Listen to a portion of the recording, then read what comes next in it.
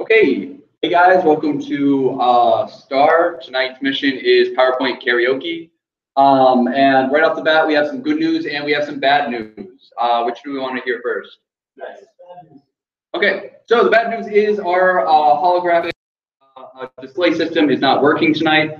But the good news is that means Cameron has to come in person. Okay. So I have a couple announcements before we get started, so I'm going to try to fly through them. Right off the bat, Starfest is a thing that is happening later. Every year,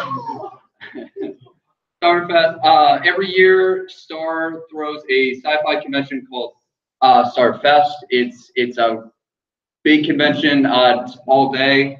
It's very exciting, and we are planning it right now for this year, or for 2019, I guess.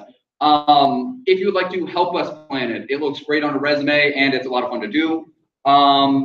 We meet up on Sundays 1 to 3 in Clark A, all the way over there. Just stop by, and we'd appreciate any help. Second announcement.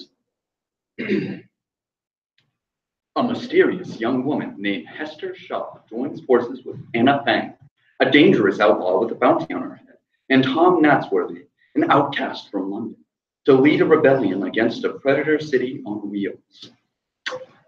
So Star's going to see Peter Jackson's Mortal Engines on the opening day, December 14th. If you'd like to come with us, we're going to be meeting up. We will not be buying tickets ahead of time, so we suggest you go ahead and do that. We're going to be getting it at the Regal Henrietta 18 for the 7 o'clock showing. If you have a car and you want to go, we'd really appreciate any anyone who could provide their car for carpooling, because we need a lot of those people. Looks like a really good movie. I'm excited. If at any point you are feeling thirsty during this mission, we are selling sodas in that refrigerator over there with the stars on it.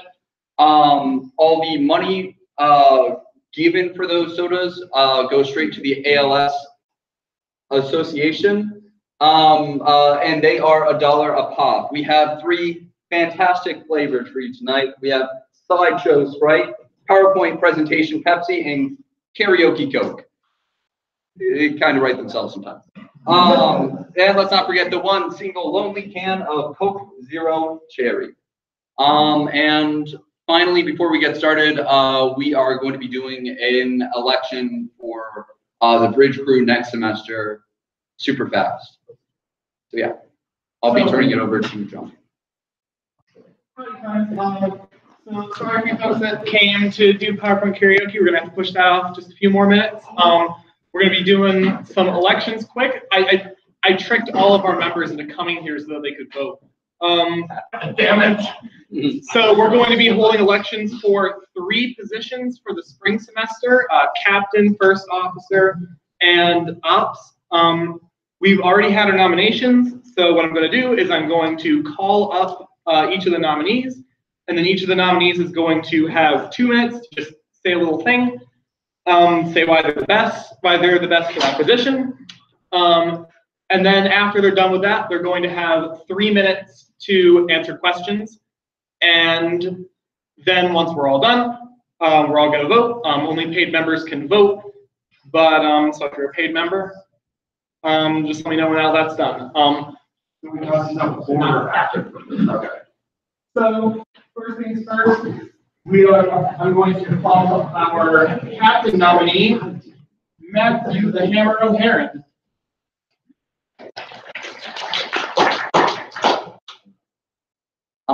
Hey guys, I'm Hammer.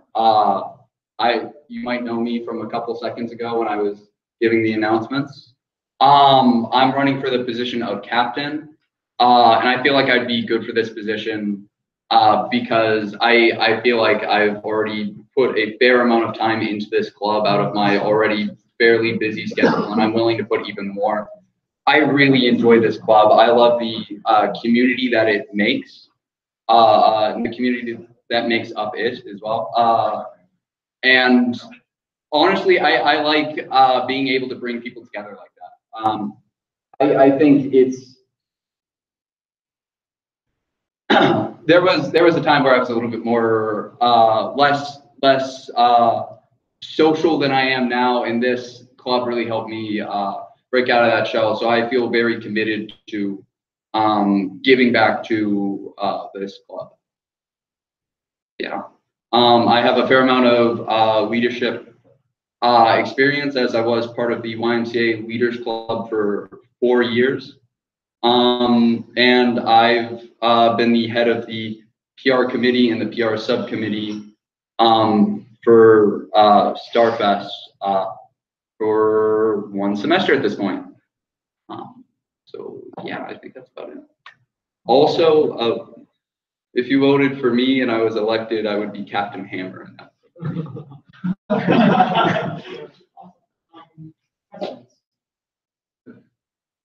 We got questions. No, we got questions. Yes, Cameron. How do you intend to improve over the previous captain? Yeah, my presence is the first one, I think. Ooh.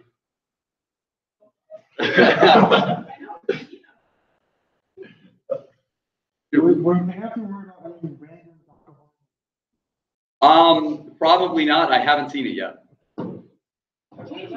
Yeah, my first campaign promise is if I am elected, I will watch it.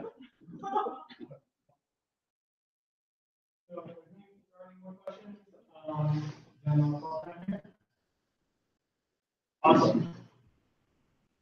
So now that our one whole nominee for captain has been said his piece, we have our first nominee for first officer, Logan King.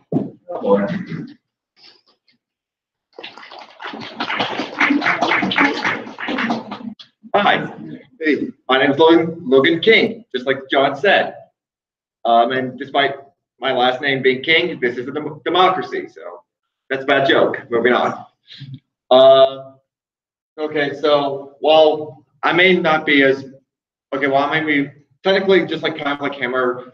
This semester has been my first time being part of Bridge Crew, but based on how I've seen Bridge Crew run, I get a basic understanding of each position, while also I can see there's been definitely a lot of stuff that's improved, and I'm hoping to help Hammer and all the other incoming new Bridge Crew members, not just for them to be comfortable with being taken on a task of helping Star out, but also just like,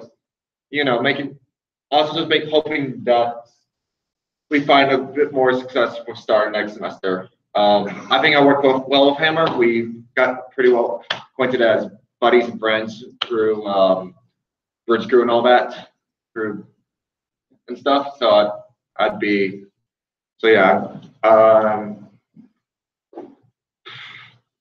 I'm definitely committed to Star.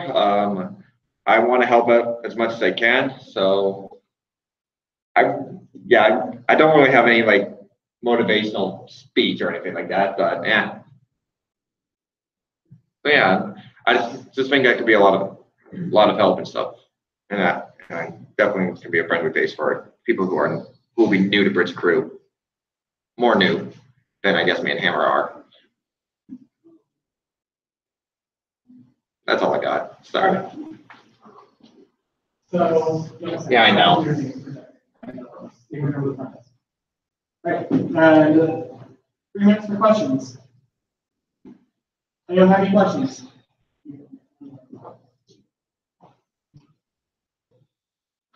So, how would you say your experience as engineer could tie into first officer? Well, I mean, like, I'm not. Well, if I'm being first officer, I'm assuming someone else is being engineer. Well, yeah, but like, what have you learned as engineer that you intend to roll over?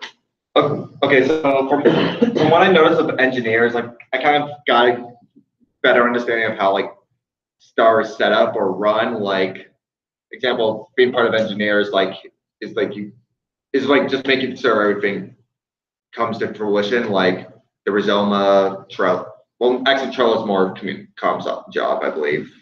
But yeah, Rizoma setting up here is like, I'm like the steps, like I know like first steps of setting up, for example, this meeting is like you got the live stream computer, you got the presentation, you got sign-ins, and hopefully the projector, which okay, so I think as engineer, I think just knowing the basic stuff, like how star is set up and run and running, I guess. Sorry if I'm muddled.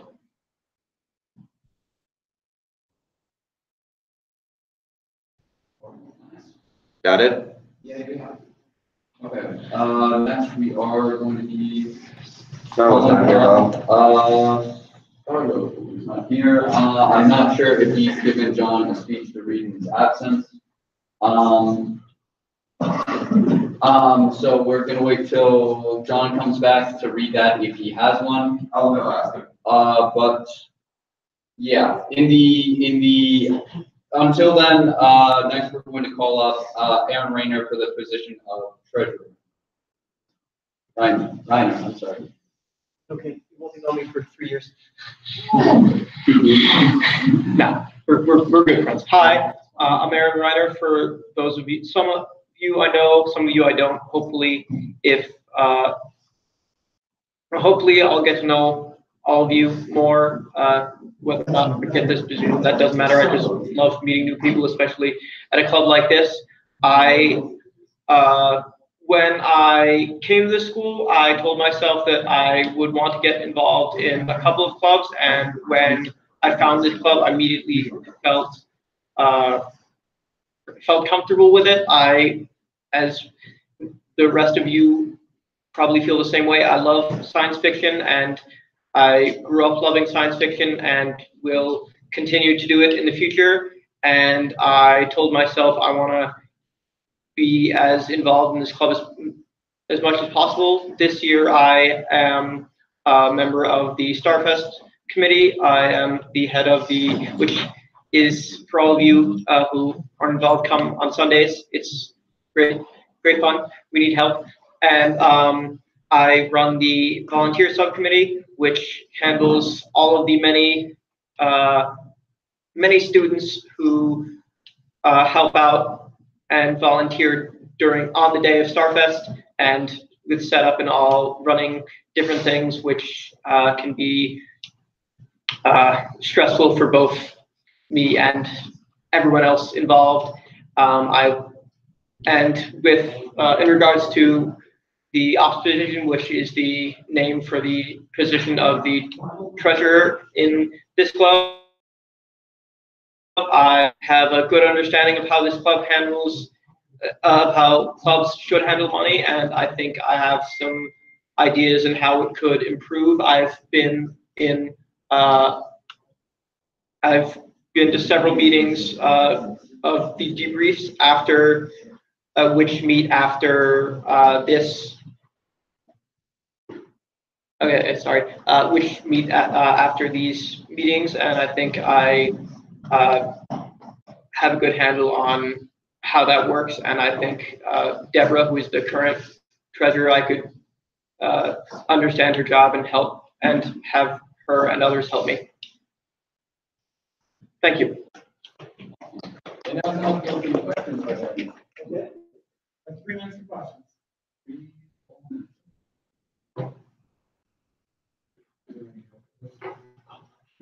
Yes. Are you typically available during the day to meet with the club's advisor at Stone, or maybe down to the club's office? Yes, I have. I'm taking a reduced course load next semester, so I should be available at these many times during the day. So most of my free time, hopefully, I will be spent doing something productive like this. That's awesome.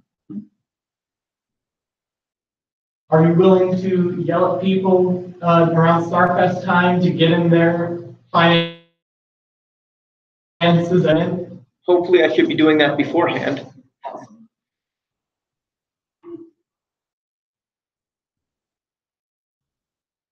Anyone else? In other possibly similar roles you've had, or in general, what past experience do you have that would reassure people voting for you of your ability to respond in a timely manner to requests from bridge crew or committees? Because as much as this is not ideal, that tends to be something I'll have to deal with, is last minute urgent requests or a last minute EAF or something like that. Oh, well, last summer I worked with, I worked at for a office that works with children on the autism spectrum, and I had to, during many hours of the day, take emails about changing curriculums or things like that. And I also taught an introductory programming course weekly, which I had to sort of change on the fly when either my boss would say something to me or when my students had questions.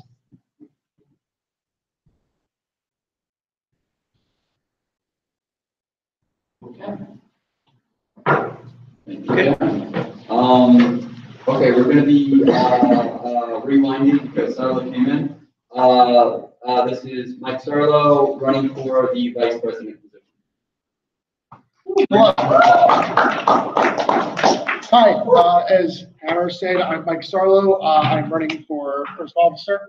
I've been involved in STAR like forever. I was actually present at the first StarFest, helping run it. Is how long I've been here. So I've actually witnessed, even though I've not been necessarily part of Bridge Crew through that time, I've been friends with all the bridge crews and was the entirety of STAR's existence for the most part, except the first year. So I have a fairly good idea of how STAR runs. And I feel like if I don't, like, if there's some like gap or something, I have access to any bridge crew member, so I don't think it'll be that big of a deal. So yeah, I've have leadership positions in the past. I am an Eagle Scout. So yeah. I don't know how much time I have left. That was real quick, but just kind of off the cuff. Yeah. Okay, so now we have 3 minutes on the clock for questions. Yes. How old is this? 2013. Yeah. No, it's fairly new actually, relatively.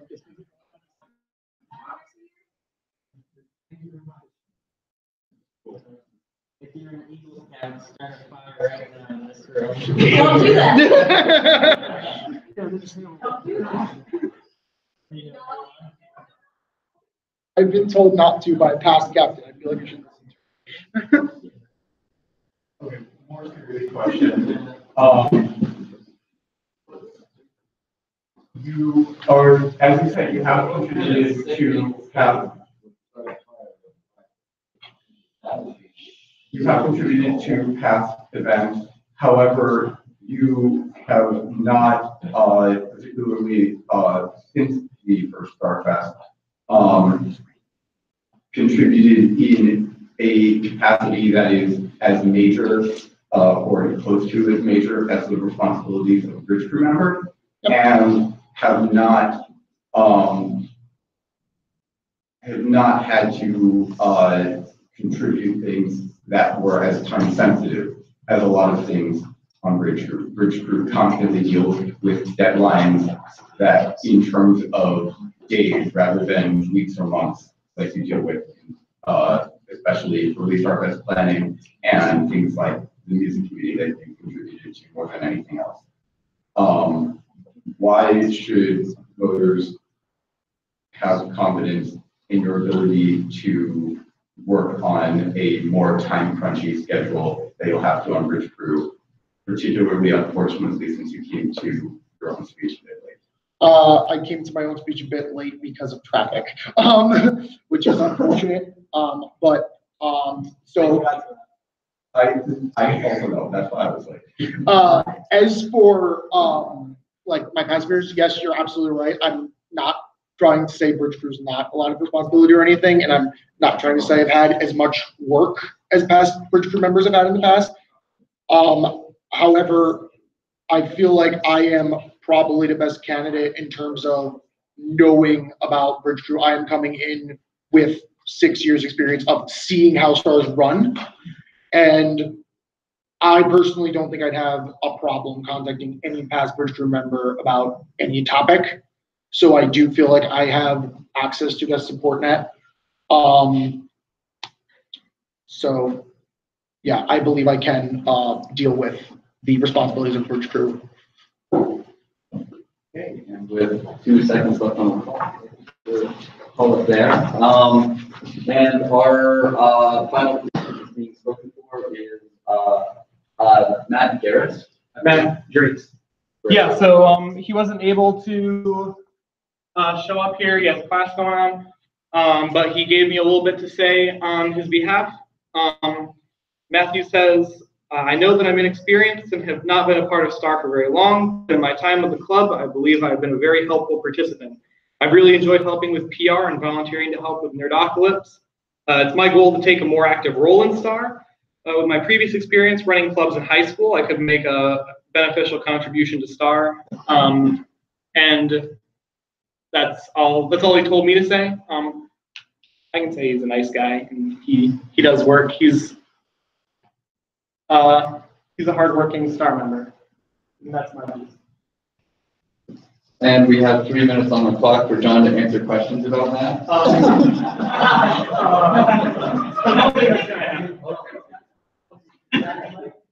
Can you describe his exact feelings towards Star Wars episode? Can you give me his credit card number, the expiration date, and those secret digits on that? Oh, and his mother's maiden name.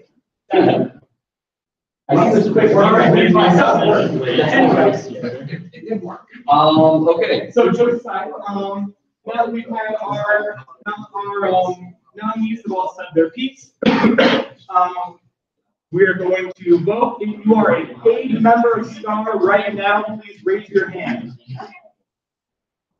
And don't put it down until I come to you.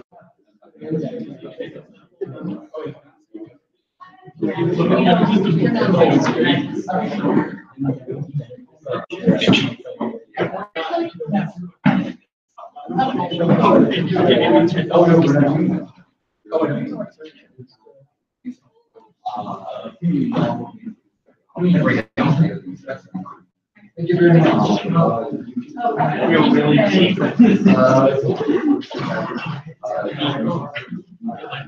not prepared. I don't have a pen, but I do have vodka. Did you get the customer? I was scared. And I tried to sell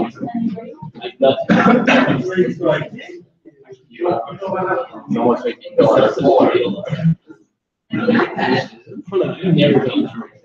Just change down. It's not poker right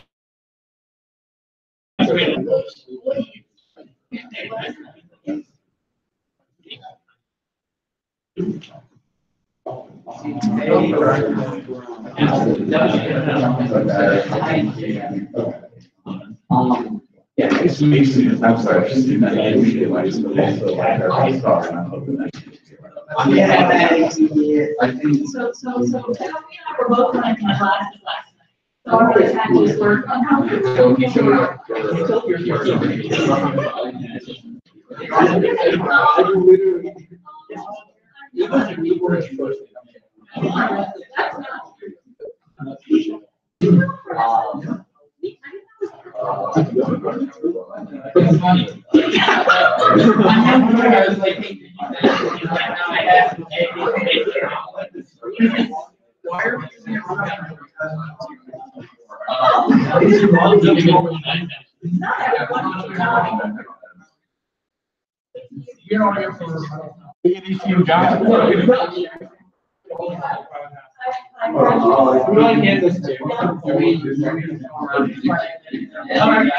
Yeah.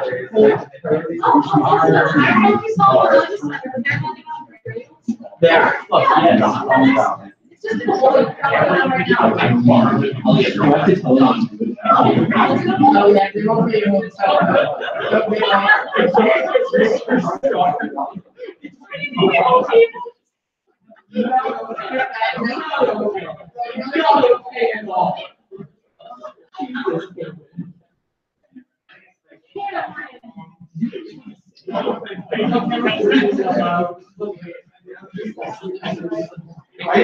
Oh, wait.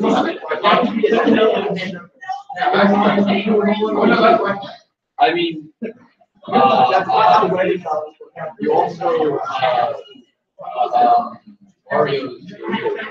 They have specified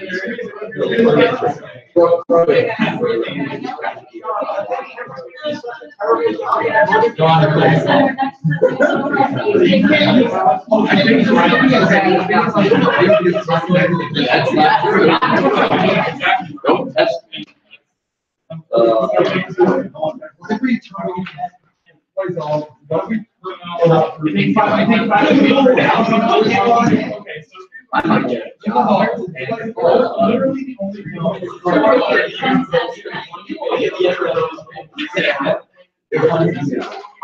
it's not. You don't have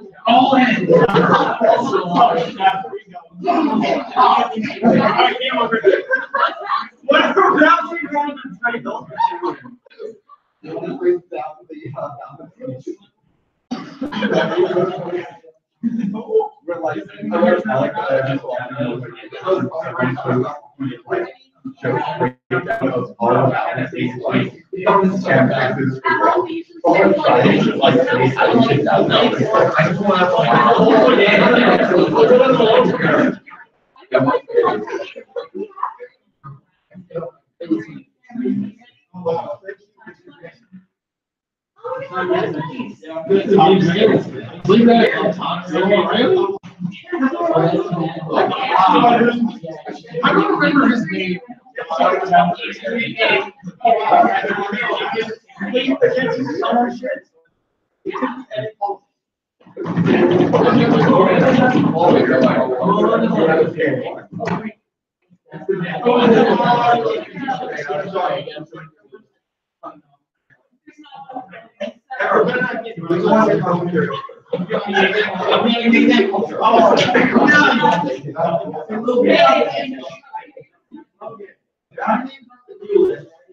Yes. All right. Okay, so we're gonna jump into PowerPoint karaoke in just a second. So, as we're trying to balance, we're gonna start off with PowerPoint karaoke. Wait up here. Should I?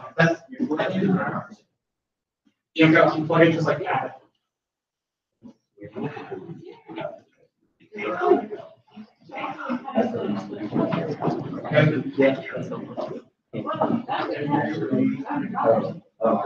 during my kid's presentation. I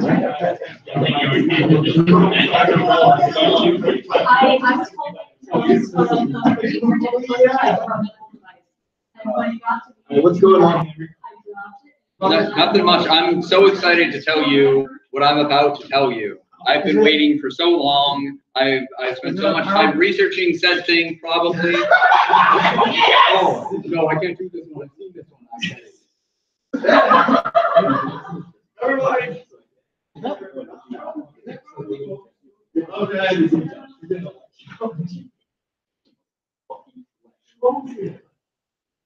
Has anyone else seen that Jeffrey Gold thing? Yes. Have you watched the whole thing? Yes, I watched it live for the premiere with the chat. I watched it with some friends from Arizona 2 days. That was pretty. Okay. All right, I'm hoping you haven't seen this one.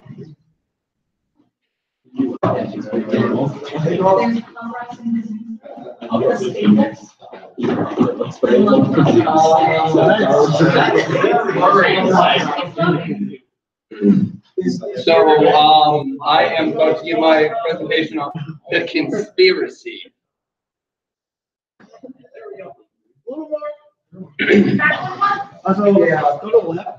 What the? Whoa. I'm just trying to make it work. All right. Yeah, could we dim the lights a little bit? Yeah, it's good.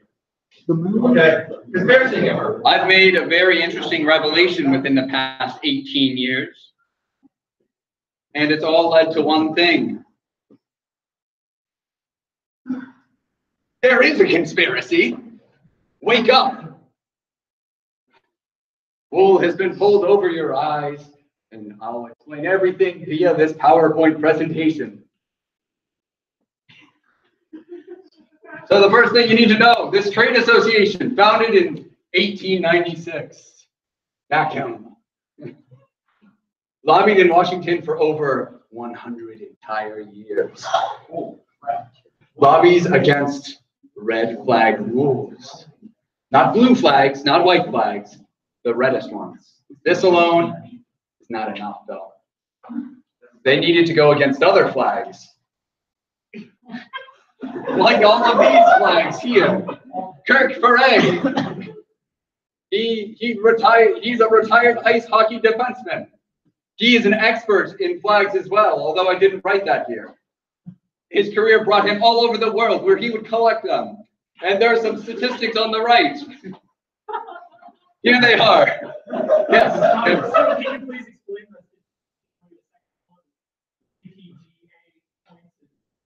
GPA. So GP, that's gold pieces. G, that's gangster points, and then A is alignment. Next slide. Cranston Street Armory. This is where they store the flags. It was built in 1907. Housed the Rhode Island National Guard, where they would guard the flags. It's one of America's 11 most endangered historic places because everyone wants them back. Are you not convinced? Is this not enough evidence for you? Well, this will blow your mind clean open. Oh, that guy, Abraham Loeb. He's a Soviet physicist who's an expert in electromagnetism, radiology, photoelectricity, and crystals in general. Specifically, crystal methamphetamines. I will relate this all back in just a moment. Look at this chart. Rainfall in millimeters. You see, he got his crystal meth in the rainforest. And clearly by this chart, the rain affected his consumption of said meth. And now I'll relate it back. 58. He ate 58 entire crystal meths. 58. It's everywhere. Don't you see 58 flags in the world? 58 crystal meths? It's all connected. Look at it. Here it is. It's a map. Okay. Small hidden details that you might not have picked up. The subtle details. Organic caution transport proteins. Like the kinds that would transport crystal meth throughout the body. Georgie, that guy, he was in on it. He was real in on it. Swimming at the 2012 summer parable, that one. Words, they're not easy. There were several flags there because several nations were being represented, and then this is more evidence. You think it's all a game, though, don't you? You're not taking me seriously enough yet. Well, this is where it gets the most serious. It's all obvious, isn't it? Illuminati the whole time. It's out there now. You need to spread the word, sheeple. You need to continue passing along this message I've made very clear. That's it.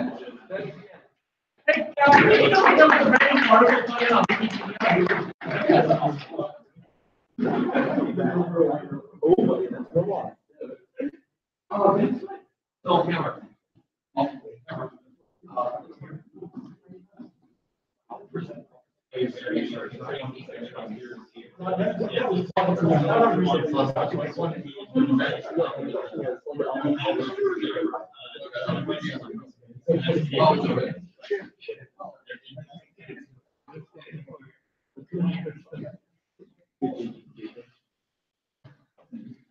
then, Hammer gave us a really powerful talk on conspiracies, but I'm here to present to you something really important, something truly unfound. It's coming eventually. So as for now, I'll just stand here awkwardly, muttering. Make smart.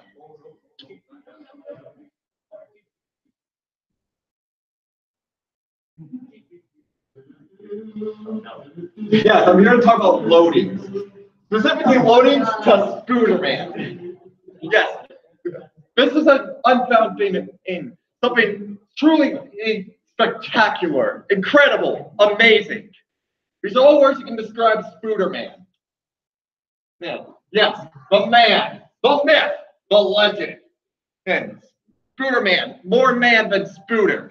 You think it's like when people think of Spooderman, they think it's a man embodied power of Spooders.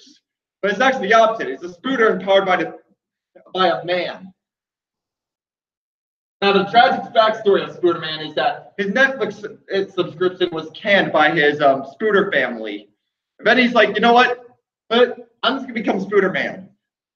That's his origin. Sometimes it's just that simple. So making the costume. He can't make his own suit. So he has Tobey Maguire make it from a cave full of scraps. He made the Spooderman suit. Now, just to clarify, this is not the Spooderman suit. This is the Spooderman suit.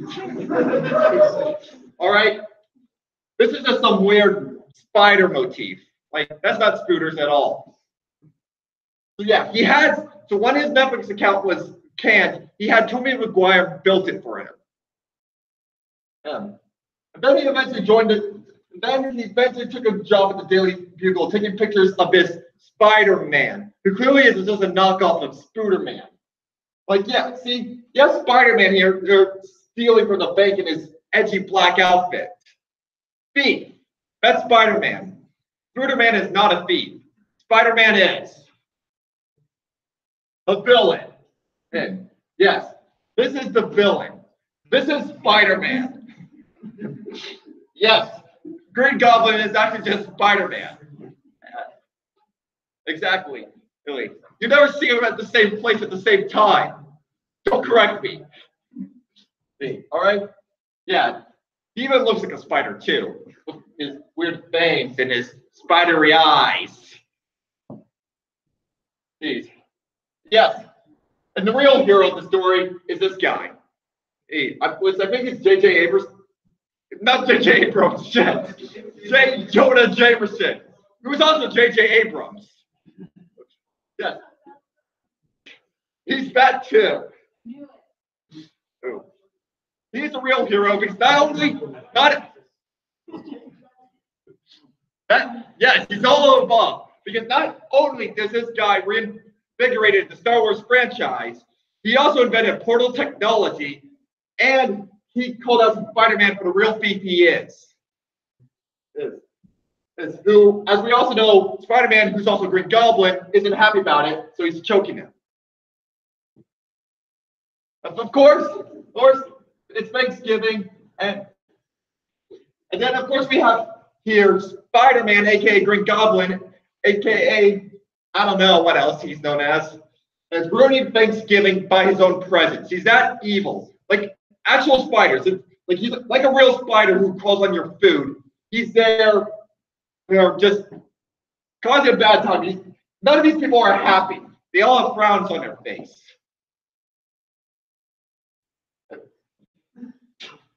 And then here we have the betrayal. The betrayal where you get to find out that the betrayal I've been hinting at this whole time. Green Goblin is Spider-Man. It's so obvious. Why didn't you guys see that? You guys are dumb. And then of course the tragedy of all of it is that Spider-Man here, okay, the tragedy here is that Spider-Man took the coward's way out and killed himself before he can actually face justice. Ooh. I know, right? And you have Spider-Man's best friend here, who's like all happy, like, hey, my dad was Spider-Man and he died, but I'm still friends with Spider-Man. Spider-Man's cool. Spider-Man's awesome. But then a new villain comes in for Spider-Man. It is Dr. Man. Dr. Man does not want to die as a monster. Because you see, Dr. Man has a. Okay, so Dr. Man here, he's what you call a not really a monster, but like a monstrosity. There's a difference. Yeah, so he's a monstrosity, but does not want to die a monster. He just wants to be a street.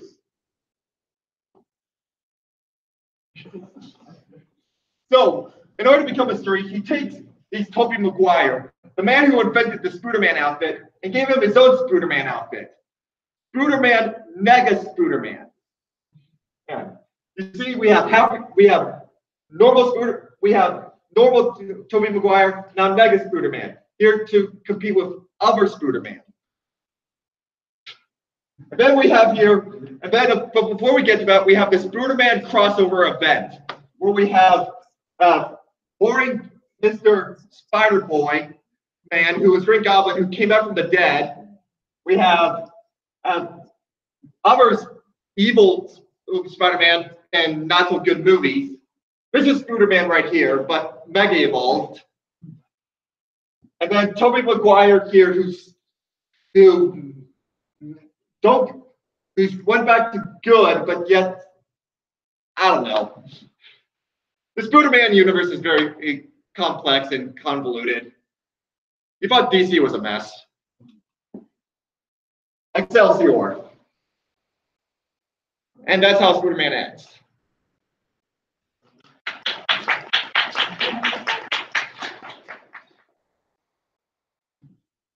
Anyone would like to go next? What? Oh, well, We have a list now. Yeah. I think I'm on the list here, that's fine. okay. Next will be Michael Cooper, Ben.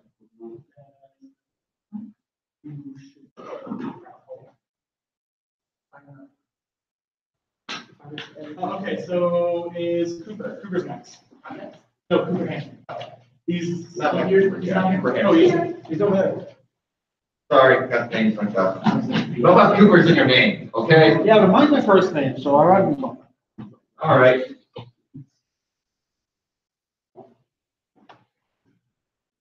Oh, where's the clicker? Here.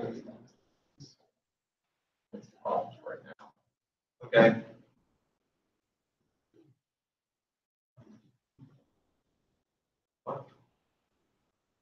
That's fine. Okay, so this slide has 10. This one has 10 slides. Would you be comfortable with that? Yeah. Okay.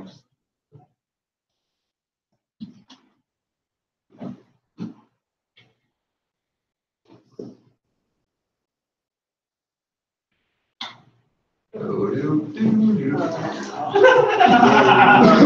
it one more? Or no? This is it. All right, so this is about the upcoming game. I think it's like test 3 of Kingdom Hearts 3. Not really the third installment of the hit franchise from Disney and Square Enix. So,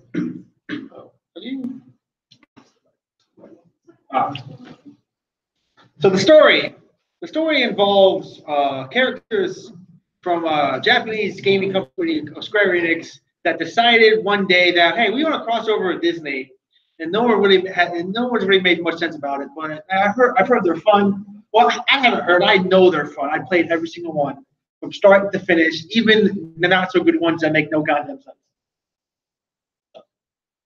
Characters, as you see, the Japanese love their skies. So I see the sky is a major character right here. It's nice and blue with the white clouds, the sun shining, and The grass is growing, the birds are chirping, so.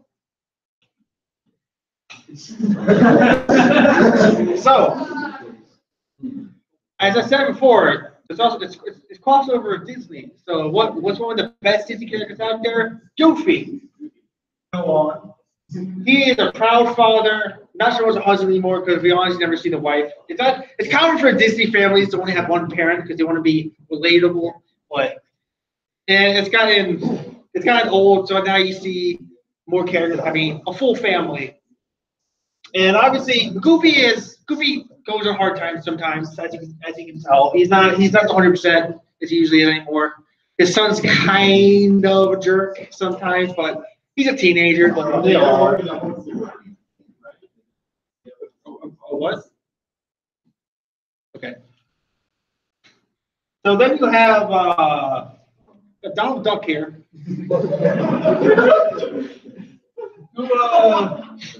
He clearly has a great idea as a head of fire, and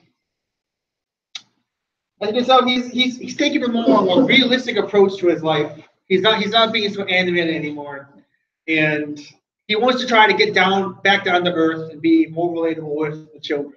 So as you can see, children like explosions. Like Fortnite's the biggest thing nowadays, so children want to see more of that. So that's why he said it's head of fire.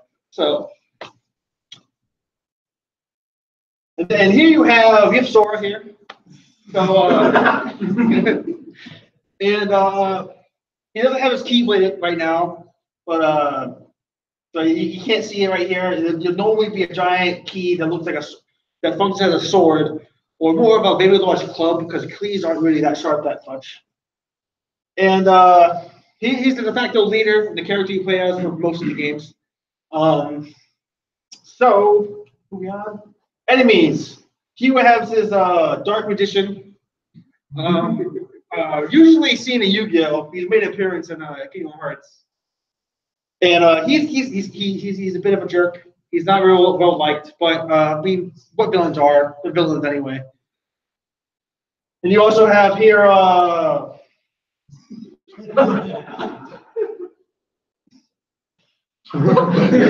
you have one of the JoJo's. I forget which one it is. There are like 7 of them now. If you ever read the manga. I mean, they fight vampires, especially in parts 1 and 2.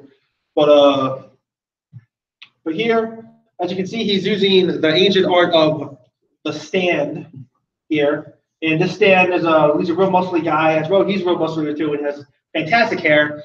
Really strong supporting character in Kingdom Hearts. No one thought they would add JoJo in, but I mean, why not?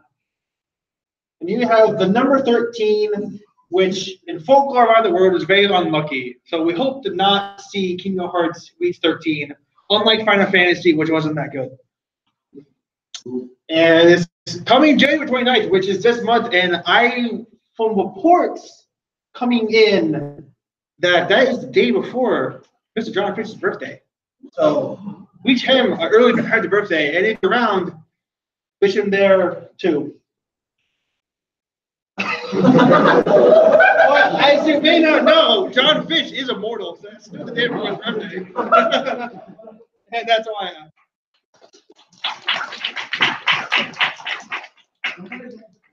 okay.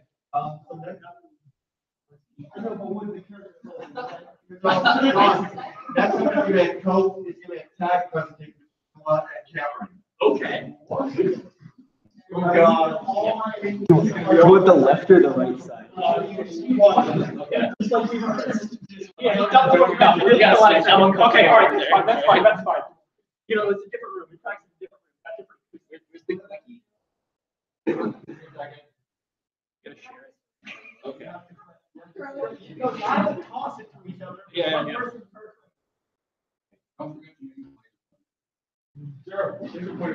It's the button on the top. Oh yeah. So Cameron and I have spent a lot of time thinking about bees with a question mark. Right. And I am of the opinion that the answer is yes. I, of course, am of the opinion that the answer is a definite no. Bees. in sci-fi. Do not belong. Okay, yeah. So first off, we're going to talk about Barry B. Benson, who's from the Bee Movie. See, this movie is not science fiction because science fiction incorporates an element of fiction. And as we know, this is a historical documentary on the esteemed, who now has a doctorate, Barry B. Benson, and his journey through life and how he connected with the people and eventually gave birth to Freddie from iCarly. That's right, gave birth. So this is definitive proof that bees are not science fiction because there is no fiction, and I say very little science because, as we all know, scientists cannot explain how bees can fly. Their tiny little wings are simply too small to get their fat little bodies off the ground. Therefore, because Bee Movie, the quintessential Bee Movie, has neither science nor fiction. I don't know what world someone's living in, because these are clearly science fiction because they don't exist and you've never seen one. It's fiction. So obviously this is not a real bee because this doesn't look like a real thing. This is a bee. So this bee is friends with an alligator. You don't see that very often in real life because it doesn't exist. But this bee is real happy and is wearing a jacket. Yeah, I see we have a question. Do alligators exist? Of course. And that's not a stupid question. I saw an alligator just yesterday. I did. I took a nice scenic vacation. So I think the rest of this slide. Well, this slide may speak for itself, but this one certainly does not. Here we have Beedrill from Pokemon. And as we all know, Pokemon is not science fiction. It is high fantasy. In the magical world of Pokemon, where this is before the invention of war, or maybe after. So basically, this is before the advent of human weaponry technology. There are no bows, there are no arrows, there are no guns. So it is like double low fantasy before even Tolkien's world. In fact, it is of Tolkien's canon that Pokemon comes before Lord of the Rings. Right after Red becomes leader of the Elite Four, on top of that tower that was in the 5th game, it had a name, I don't remember what it is anymore. He put his big eye up there, and then the volcano that Groudon is in, he moved the tower next to that, and then Middle Earth started. So yes, as I have now definitively proven, Pokemon is a prerequisite to Lord of the Rings, which is standard fantasy, meaning that bees are neither science nor fiction, but are in fact and also fantasy. So you all like food, right? So bees do not go in food. That's proven in Lord of the Rings, which is actually not fantasy, but a sword and planet adventure, much like Dune. You see, what is magic? It's just science. Science fiction.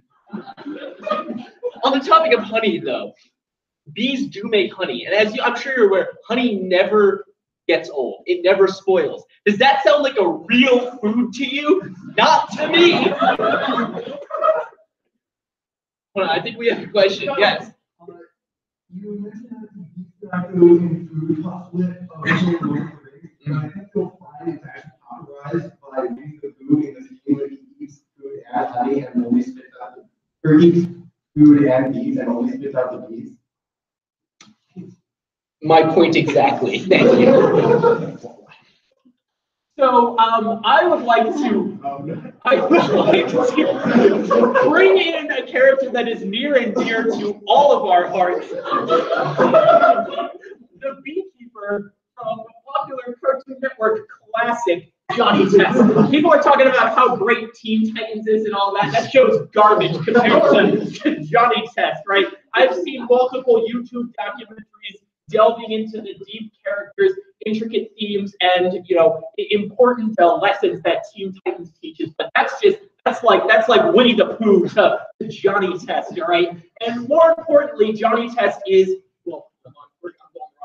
Johnny Test is while in itself not science fiction, The Beekeeper brings our testing into the science classroom of our imagination. Here you go.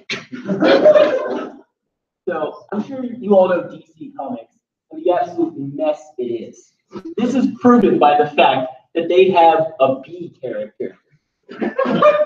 Bees don't make any sense fitting in with DC. In fact, I think the next DC movie is the Bumblebee movie. It's directed by Michael Bay. It's coming out pretty soon. You'll see. I, for one, am excited to watch this science fiction movie. It is neither science nor fiction. Oh yeah, prove it. I fully intend to. I do not intend to. Oh yes, I do. Oh, we have Bumblebee the Transformer. All right, so hey Ava, what? Do you own a car? Wow, that's neither science nor fiction. Yes, as neither science nor fiction does. Cars are solidly rooted in fact. I have a car. Who in here has a car? I'd like to see a show of hands. I do not have a car. Making it fiction. So that brings an interesting topic to point, which is science fiction dependent on your viewpoint? The answer is no, because that's arbitrary and that's my viewpoint. So anyway, wrapping back up to the fact that bees are not science fiction. Noah, my esteemed comrade and associate, yes, I'm about to defame you. Previously mentioned the Bumblebee of DC Comics, which obviously doesn't exist because Bumblebee is part of the Transformers universe. And he talked about how Michael Bay was bringing Bumblebee to the live screen. Because in fact, oh my gosh, this is a real thing that's happening. Yes. I totally forgot. So yes, fact, not fiction. Let's go to the next slide.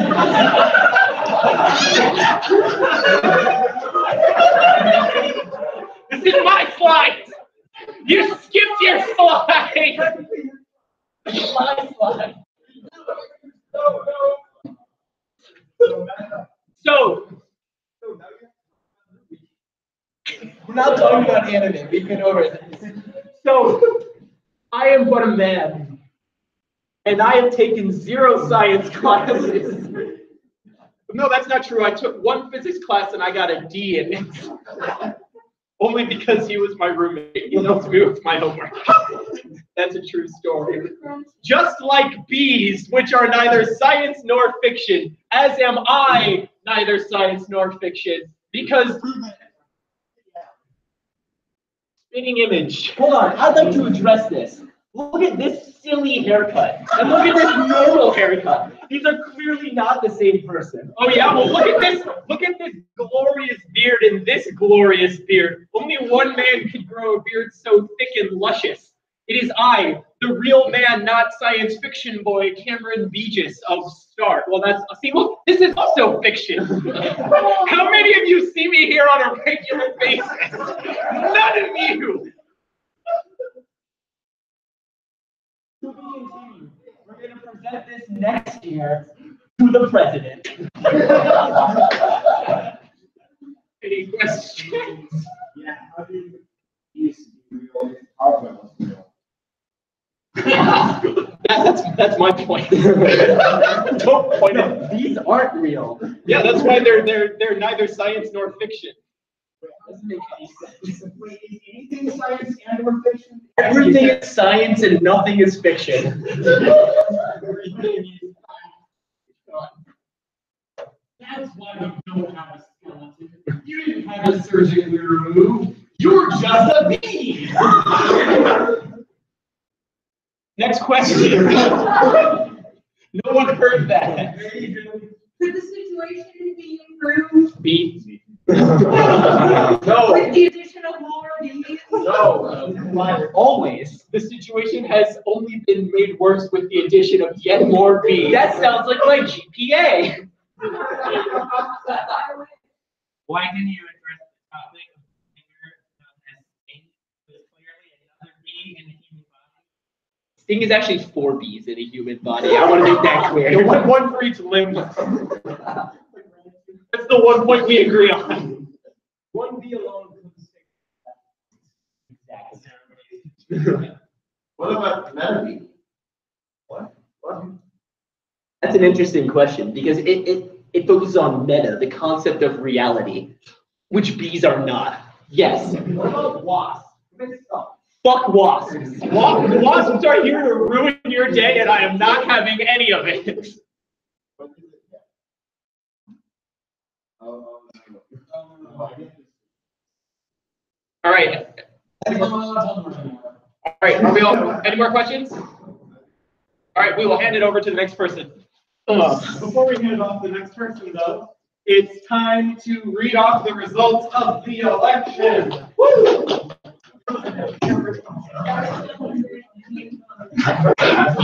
So I'd like to start off by thanking everyone who ran.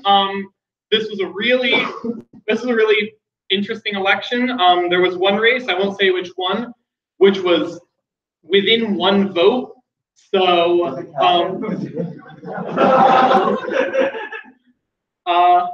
so just keep in mind, yeah, your votes definitely count, especially here. So for captain, the winner of captain is very surprisingly in a twist. Hammer.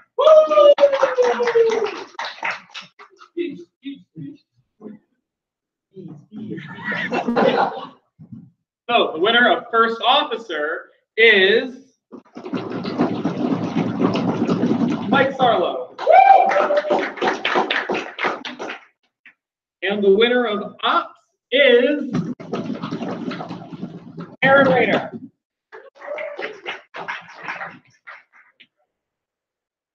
All right, congratulations to all the winners. And if you stick around for the debrief after, we'll have a little chat about how things are going to move forward. But now, on to the next presentation. All right, next one is, I believe it was, let's see. It is Jacob Smith. I think he just stepped out. Jacob Smith. Hey, am I presenting? Yes, you are presenting. All right. Hello, fellow members of a benchmark university. I'm here to tell you what I've done with President Munson's $50 million grant. Let's see. Which one of these? It's not on yet. It's not on yet. Wait. He knows that. Hey. Let's go back. Wait. Okay. Okay, wait. Okay. Hello. So this is what I've spent 50 million of your money on. Is chunky. Now you may be saying, what makes me an expert on chunky? Well, I'm an industrial engineer. I don't know what that means, but I'm assuming it has something to do with this. Well, what's chunky? Many of you may be asking this question because you went to non-prestigious high schools. But as someone who went to a very prestigious high school where everyone got high right across the street, I can tell you the truthful definition of chunky. The question is whether or not you guys can handle it. Is this chunky? Yes. Look at this. It's pine. It's a pineapple. It's where SpongeBob lives. Is that chunky to you? Yes. No. Yes. No? Yes. That's the correct answer, because let me tell you something. It's yeah, you may be saying, didn't you just contradict yourself? Well, contradicting yourself is chunky, my friend. That's the first thing you learn about when you go to the business college at RIT. Next question. Is this chunky? Oh, is this chunky? No. Have you guys ever bitten an apple and then realized, oh no, it's poison? I hope there's some dwarves that can save me. All the time. That's what I thought. That means this is not chunky. Disney is not chunky. That's rule number one. DreamWorks is very chunky. Yeah, the Penguins of Madagascar. And I don't care what fake news RPI tells you, but RIP is chunky. Now what is this? This seems like a strange looking fruit. What do you do with this thing? Do you call people on it? It's an orange, or is it a walnut? Who knows? Which one of us has ever seen this outside a Mario Kart game? That's what I thought. Is it real? Are your eyes real? Now, is Mario Kart chunky? They have a character named Chunky Kong. Is this chunky? No. No? No. Yes. No. You should stick to the first 2 letters of your name. Because it's not chunky. Wouldn't expect a physics major to understand it. Now what's this? It's a watermelon. Does it have seeds? Does it not have seeds? Who knows who put the seeds inside a watermelon? And there's a shell on the outside. Who? You guys gonna answer me or not? I didn't see. Oh, that's what I thought. That's why it's chunky. Chunky. What are these things? Are these fish eggs? I've never seen these before in my life. I don't know what they are. They're fused together with adamantium, which means that this is definitely, say it with me, not chunky. No, because it's small. Yes. Of course, he is the chunkiest. He has buttons on his suit thing, and if you press the buttons, drinks come out. All right. Now, a few of you may recognize this. It's the fruit that was created by Steve Jobs. He put this fruit on all of his computers so he could sell them to very hungry people who thought they were buying fruit, but were actually buying tiny little electronic mirrors. Now, does that sound chunky to you guys? Halfway. Like halfway? Halfway. Chunky on the It ain't chunky. All right. Now look at this. This pretty little dog. What do you call this dog, Chunky? Of course it's chunky. If you don't know that, then you should ask Munson for your refund.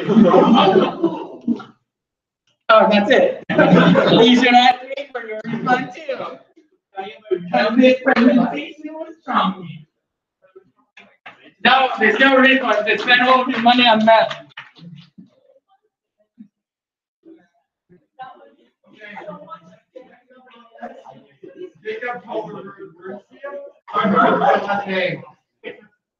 Okay.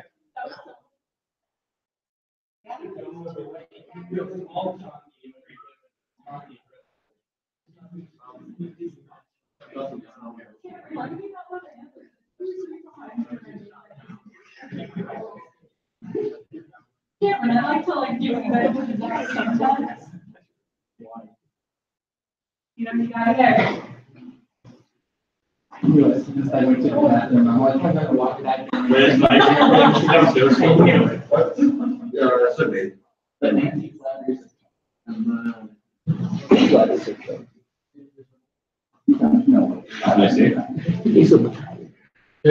Don't pay the heck in a towel. It's like, what's up? All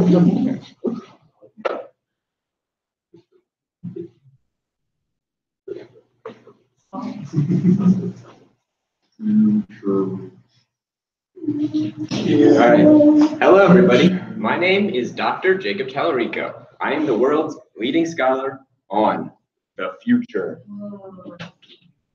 So, what will we see in the future? First, we will see armor. The future is a dangerous place. And to protect ourselves, we're going to need to cover our eyes with a thing because the future is going to be very bright. The sun's going to get bigger and it's going to swallow the earth eventually.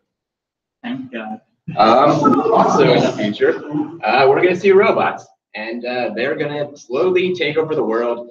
But first, they're going to take a bunch of pictures of themselves because they want to document the experience. Yeah, in the future, we're going to see Edgar Allan Poe again because he didn't really have a good run the first time, so he thought he'd come back and try again. In the future, we're going to see aliens because aliens are already here, and in the future, there's going to be more of them. Because the future will become history. You just have to wait. All right. Also, in the future, we are going to see more superheroes because there just seem to keep being more and more of them. They just don't stop. And yeah, it's going to be rad, dude. Also, more in the future, we're going to see, I can't read that. I can't read my own handwriting. We're going to see utopia because the future is that way. And, we don't want to hang out over here because that's bad. Also, we're going to go into space and we're going to meet some cool people like this guy. I mean, like, I want to meet that guy. What's his name? I think Manti. Yeah, Manti the Mantis. Manti, that sounds right. And yeah, we're gonna meet this guy. Or remember when he got shot into space and he was like super happy up there? We're gonna go meet him. It's gonna be cool. Yeah, but watch out for these guys. They're not great. This I think is Hal. He tried to kill a guy named Dave. It wasn't nice of him. This guy, he's Ultron. He was a bad dude. And this is the future of Google. It's going to gain sentience. It's going to lead the robot uprising. And it's going to be awesome. It's going to be great. I'm saying that now, so they remember me. And yeah. In the future, there's going to be memes, of course, because, they don't go away. This one, you'll get it eventually. You'll see. Yeah. Yeah, cool. Memes. And then, in the future, sharks are going to get bigger because, sharks evolve. They only get scarier and scarier over time. Eventually, humans are going to go into space. They're going to leave Earth. So sharks are going to have to, evolve to chase them. So they'll fly into space, get really big, and eventually, they'll come back and eat Earth. Yeah, so that's how the future ends. Cool.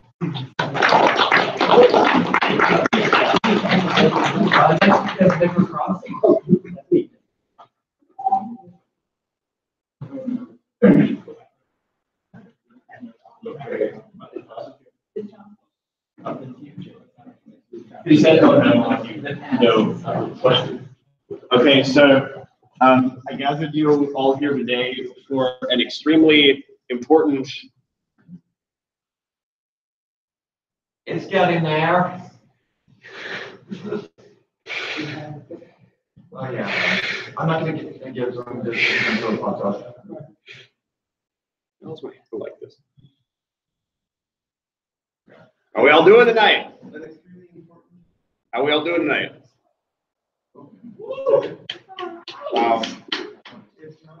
You got it. Wait, which of these is the? Okay. Speaking of which, okay, so the most important thing to find out at any stage of being is what is in fact going on. Now, you might think it's going that way, but actually we're going forward. I think this button is in my town. What's going on in my town? What is going on in the town that I'm in? By me. Time to find out what's happening in your town, which would be the town of Henry. I don't fucking know what I'm doing here. So it is time to find out, and now it's that way. The future is that way, because it's probably too close to Christmas for you to move away. You didn't have to tell me that. Community calendar. This will be the calendar for the community of STAR and RIT in general. It's going to be highly impactful to the community, this calendar. Take your things to see Santa. You give him gifts this time. Get into the spirit. Don't get out of it. He's at the mall. Friday, Saturday, Sunday, and Funds Day. Keep says Funds Day. Get a pick, $9.99, negative $9.99. Take an elf home, $10.99, negative $10.99. He'll pay you to take them.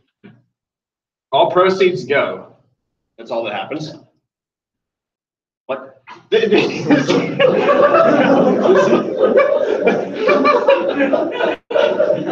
So, I mean, this offer just speaks for itself. I'm going to speak for it a bit harder. So, a criminal record check. You don't know what you're getting with elves all the time. That's why he's getting rid of them. So you want to make sure you're getting a real bargain on your new companion. Your new companion.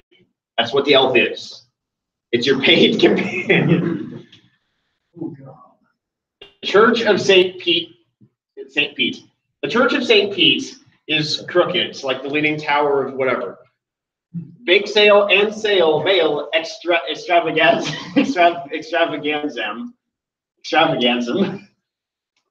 Come buy some cake, as you should. Don't worry, they won't judge. Now, of course, who they is, we don't know, but we already went down the conspiracy rabbit hole earlier. We can't. I don't know who they is. They could be anyone. Except for if you're going to hell, then they obviously will judge.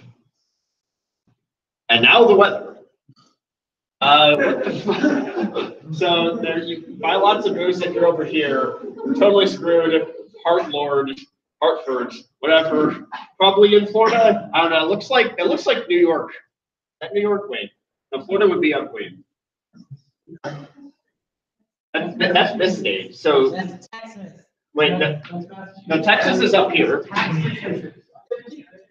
No, so over here we've got a walled city. Over here we have the District 7, which is walled off in a giant ring like in Halo, but it's on land now. The water is poorly rendered. Traffic update. Get updated on the traffic. Quiet right now, but who knows what could be around the corner. It's going to be those quiet electrics. Car or not car, like a truck. A truck isn't a car. Or even better, both at the same time. Bus. A bus is neither a truck or a car, but you can have both at the same time with a tank. A robot tank with one arm, but also a satellite dish. Coast Guard maritime update. Creature from the deep, trick of the light. Well, actually, you'll find it's a question mark. Wait. I can just keep doing this.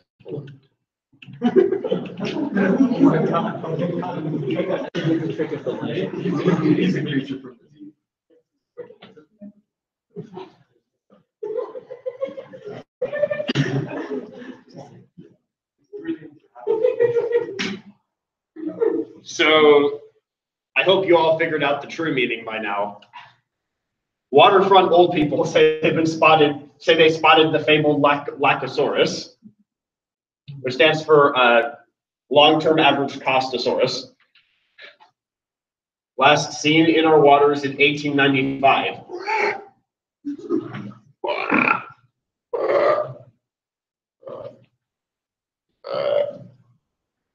Oh shit. Was that? Okay. That's some stuff. What do you think? Questions. What do you think? Yeah, I try not to. Okay. Very carefully. That's good, wise words. Okay. Trick of the light. The Kraken. eldritch horror beyond our comprehension, eldritch horror within our comprehension, just some seaweed. That's eldritch enough. Either way, it's killed 5 people, so if you're heading down to the beach today, be sure to dress warm to protect from the seaweed. This just in. We're out of slides. Or are we? Yeah, fuck we. Okay. Yeah. Ava's next.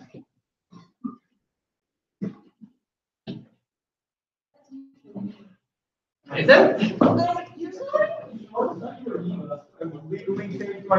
I'll beat you up.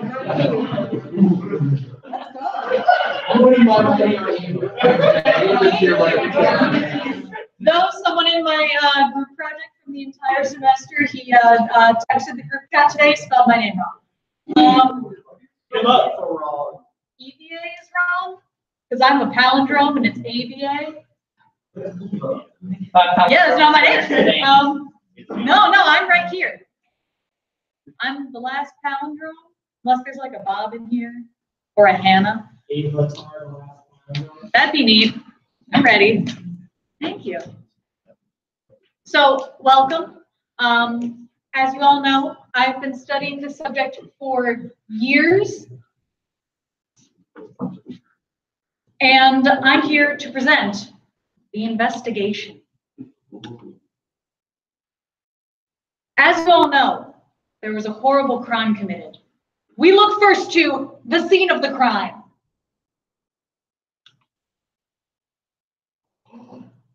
The scene of the crime.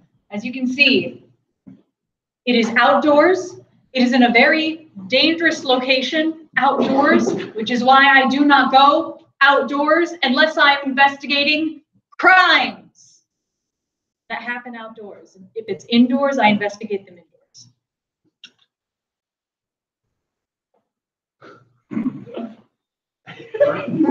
That's me at the scene of the crime, investigating the crime that happened there. We had some evidence to go with this crime at that little lake next to the picnic table. The first piece of evidence was a fax machine.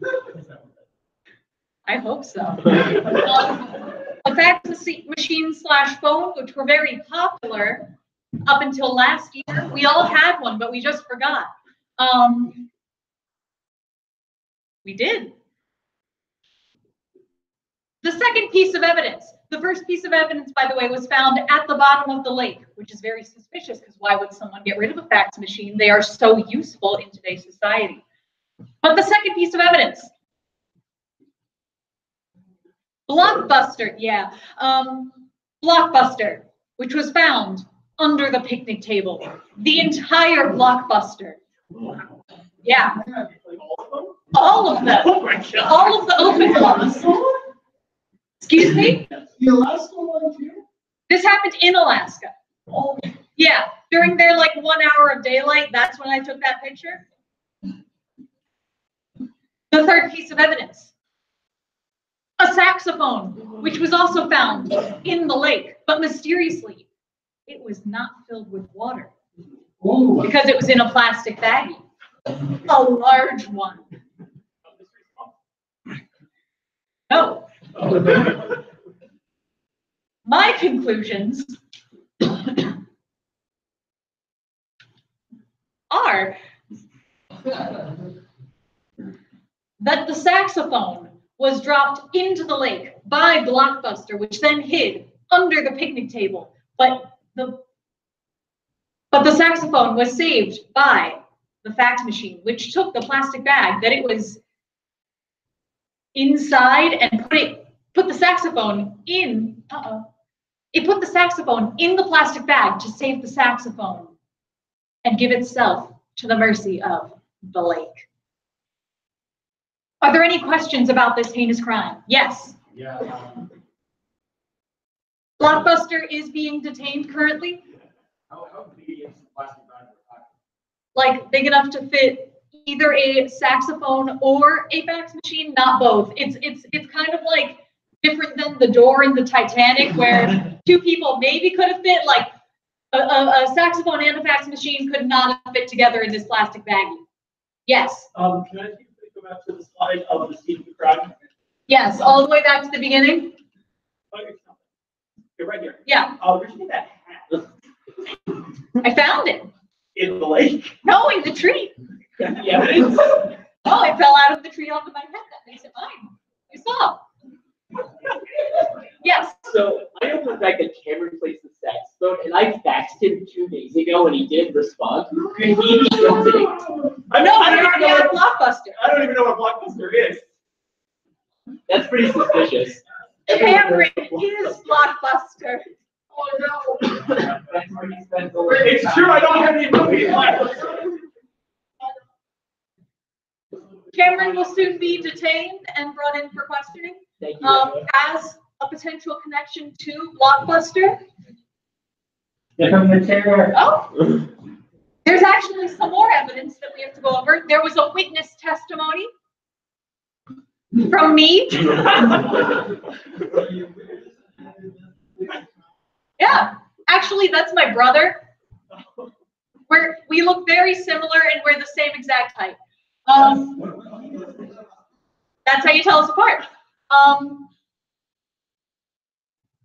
He's also colorblind. He came across the body of the saxophone in the lake, and I trust him because he's my brother. He's a very good boy. And so I trust that because he found the saxophone. I don't think he put it there because he can't touch saxophones because he's allergic. There was even more witness testimony from my hat. After it fell onto my head from the tree, it whispered some things in my ear. And told me that they did surgery on a grape. I haven't yet looked into that, but I will. And you're welcome. Yes. Why'd you steal my welcome, Ava? I didn't steal it. Did Cameron steal it? As Blockbuster, did you steal Noah's welcome? Well, I mean, I do have your movie. It's overdue. Then why do you have it? You're a Blockbuster, though. Yes, John. No. It's Noah's welcome. Yeah. Yes. I'm sorry? Oh, Cameron's arrested because he's Blockbuster, and he tried to murder a saxophone, but a fax machine saved the saxophone by putting it in the plastic bag that the fax machine was originally in. My brother saw it. All right. Are there any? Oh, yes. Yes. You see, the plastic bag was big enough to fit either a fax machine or a saxophone, not both. Yes. If your brother is colorblind, I'm sorry to hear that. You may want to get your eyes checked. I have some glasses if you want to try those. All right. Are there any more questions? Thank you for hearing the evidence. We will soon be arresting Cameron. Good night, everyone.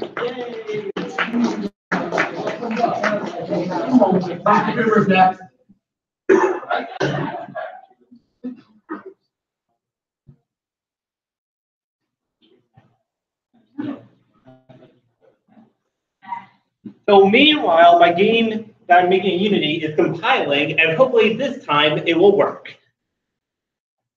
Use Unreal. What? Use Unreal instead. That wouldn't increase the. Have you actually tried exporting an Unreal project? No.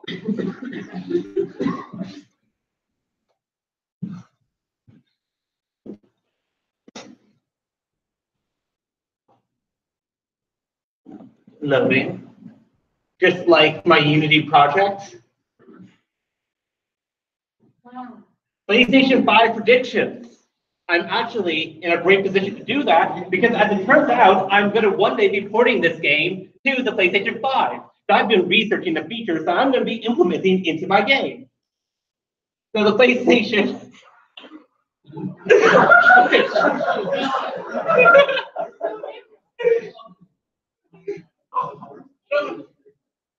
actually going to be ideal. I mean, not only is this going to be a screen, this is actually going to be a second screen. Because it isn't just a Switch, it's also a U. Right? So you're going to be able to control your game through this, or through the consoles, or both simultaneously. And it's motion control, so sensitive, that just going like this will send your character flying 1,000,000 miles per hour.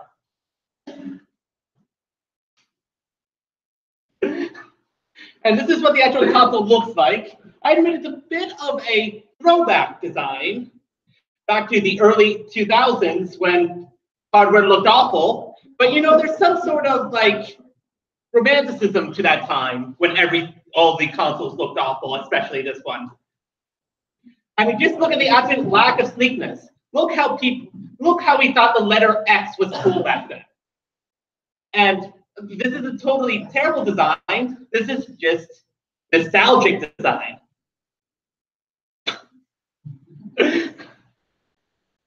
So this is actually an attachment to the PlayStation 5. You just place it on top of the PlayStation 5, and then it will automatically detect it, and then you'll be able to run CDs on the PlayStation 5. This is actually a Blu-ray player. And this is another third screen you can be playing your games on simultaneously. So it's actually a three-screen console. We have the television screen, the screen on that controller, and the screen on the other controller.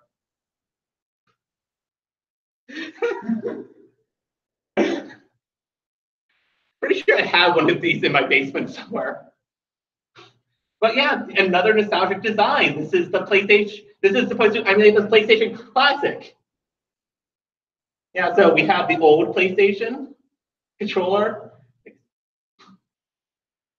And this one reads cartridges because you'll be able to, the PlayStation 5 will read literally every type of cartridge, CD, USB, anything you can plug into it. You can plug in like petrol, you can plug in books, and you'll be able to play the books.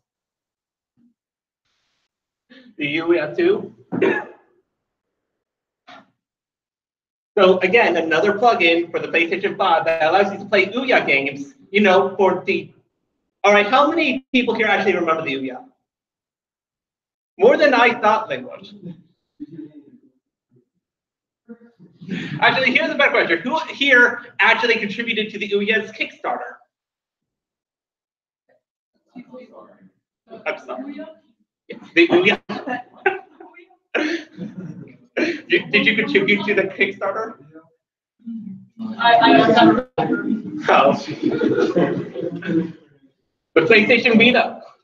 Oh, and of course, you'll be able to connect the PlayStation Vita. Is this the old Vita or the new Vita? Oh, right.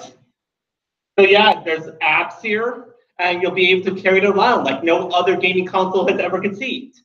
Imagine something you can play games on that you just carry anywhere. You in the back, can you imagine a console that you can just carry everywhere and play games anywhere? Yeah? No one actually bought that? Yeah. That's the one with Tearaway? That's the only game I'm interested in. Oh.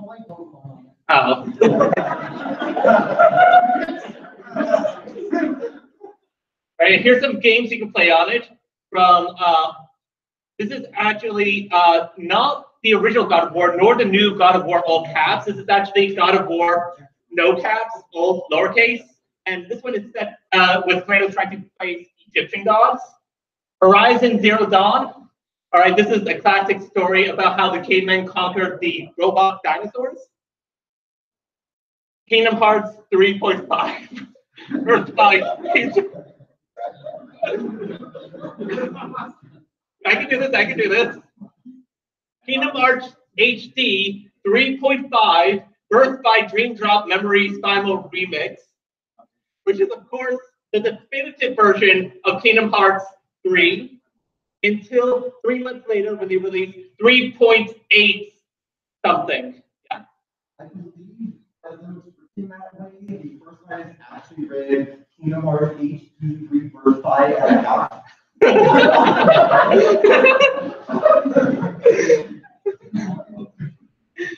then people will keep like saying, oh no, this is actually the definitive Kingdom Hearts 4. And if you just played like 5 different unnumbered spin-off games, you would realize and fully understand the story. Yeah. But does it feature Dante in the Devil May Cry series? And others? Yes, I love that. Oh, do they have the Devil May Cry world in this one? I don't know. And of course, Final Fantasy 20. That's of course 20 and not 1010, right? Not the 10 sequel to Final Fantasy 10, right? 1010?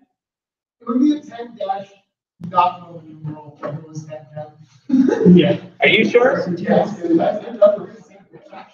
All right, so that's the end of this presentation. As you can see, I have a lot of competition for my game that I'm currently compiling right now, which should hopefully be done, right? I can't tell, for some reason I turned the screen around so I wouldn't have to look at it. Does anyone have any questions about the PlayStation 5? Yeah, could you explain the Half-Life 3? Oh, didn't notice that one. I was actually a bit confused by that. There's actually VR support on the PlayStation 5, and Half-Life 3 is coming for PlayStation 5 VR.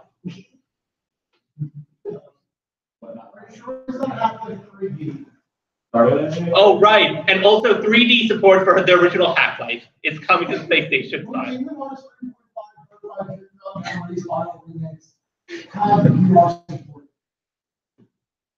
No. All right. And that's the end. Thank you. Wait, I was supposed to be clapping people up here the whole time? Now I feel like a jerk. Right, who's next? Yari. Oh. Here to talk about the PlayStation 6. No, I'm actually, I'm here from Microsoft to talk about the Xbox One XXXX. That's not appropriate. Oh, I have the clicker. Okay, so you got it. It's done with part 1 of the pilot. Amazing.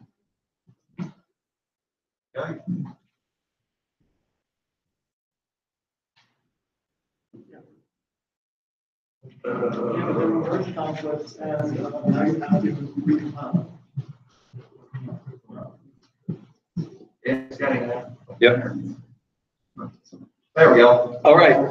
So hi. I'm here on behalf of Mr. Dr. P.P. McGee to talk about our ongoing study of memes and specifically production and consumption thereof.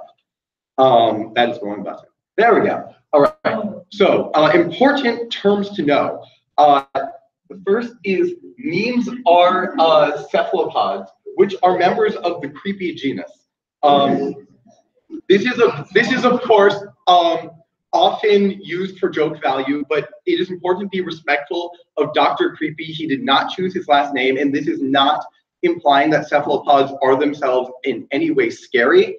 It is an unfortunate coincidence, but it is important that we remember Dr. Creepy's important contributions to the field of memology and the study of cephalopods. Addition, it is important to be aware of the different conjugations of meme and meme-related pronouns, which you can see up here. And of course, you probably, if you have ever talked to, I don't know, your parents, heard of the meme. And one of the most common is newborn memes, which tend to get the widest reach on various platforms, are known as dank memes. Do not feed memes to crocodiles. For more on crocodiles, talk to our presenters on earlier who spoke on that subject. Now, the purpose of raising memes is for meme consumption. Sorry, that's a typo there. We look at the memes to identify their basic parts when we study them. As you can see, there are many parts in this example recreation of a meme. The purposes are myriad. To identify the cuts taken from the memes, we go down to the microscopic level to identify the important things that we can study and repurpose in future memation. Memes come in a variety of breeds. Common breeds of memes in the United States were brought here from different countries. You might be familiar with such invasive memes. They might be in languages you don't understand, or built on technologies that your preferred social network doesn't support, but they tend to assimilate eventually.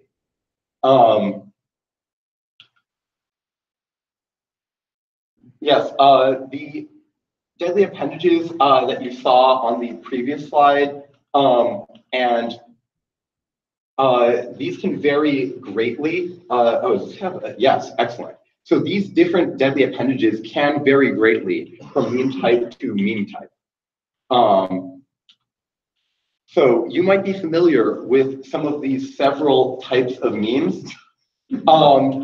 For example, we tend to include a lot of memes here. Earlier you saw some of the rare chunker variety. We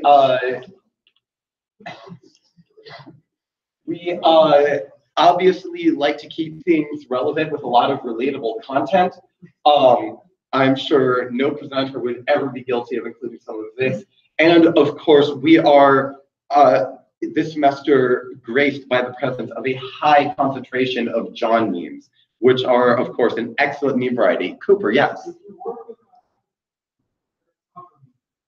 I haven't, I have not personally had the pleasure of working with Dr. Smythe. However, his work on the subject is fascinating, and I highly recommend it if you intend to specialize in the field of rare chonker and other such chonker memes. Just as for people who have been following along, would anyone care to guess what category of meme this falls into? Look at all those chickens. Yes. Is this lost?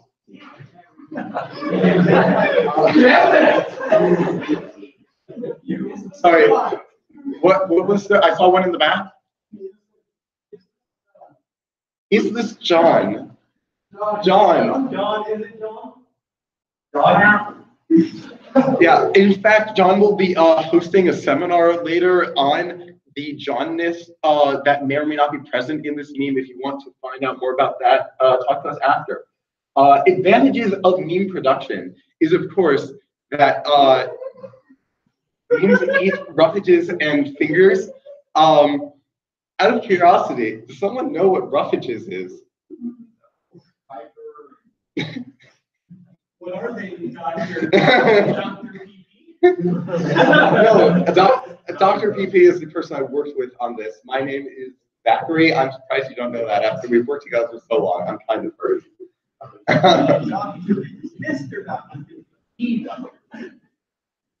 Yes, as my editor over there certainly knows, roughages refer to the vegetation consumed by memes.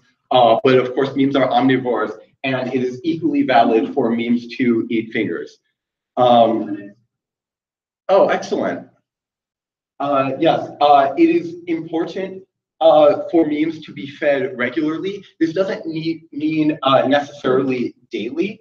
However, you can use a variety of tools to analyze and track data regarding how well a meme is being fed. And as you can see in these notes from the study, memes can be cultivated either as alone or as large quantities of memes. Those might be related in certain ways, for instance, a similar meme format, but sometimes they are very seemingly unrelated, connected by only the smallest thread of continuity. And obviously, the meme industry strives to produce the healthiest memes we can, which are, of course, referred to in the business as trending.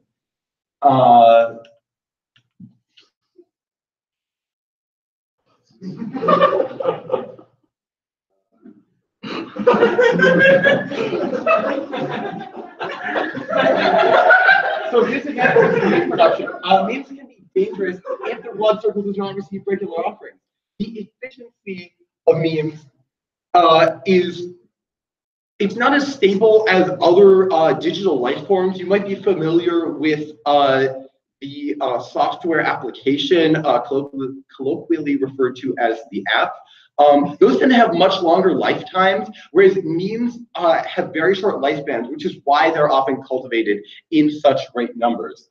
As you can see, this is obviously just an average, but the gestation period of a meme can actually vary greatly. The important thing is it takes a lot of effort to create a fully mature meme, and then they tend to still die very quickly, which is why this can be so costly. Additionally,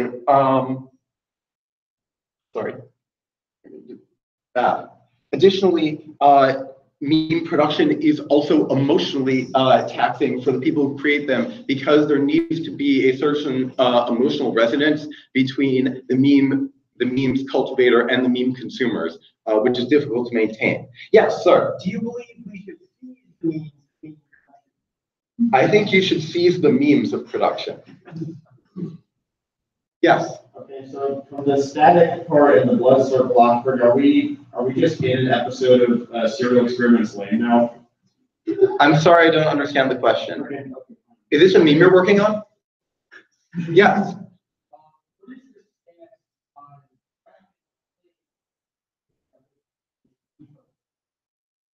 So repost, I might have glossed over this when I was talking about feeding memes. Reposts are actually part of the meme life cycle. While cloning of memes there are some questions we're still looking into around the ethics of that. Resharing memes does give them more energy and allow them to live longer. And as I touched on, the life cycle of a meme can go by the actual adult life of a meme, of a fully mature meme, can be quite quick. So using reposts to keep them alive longer is an area that could see more study, but a fair bit of work has already been done on that subject. Yes. I'm sorry, sir, I regret to inform you I'm already Tracer. All right, if there are no further questions, I will hand this off to the next presenter. Thank you very much for your time.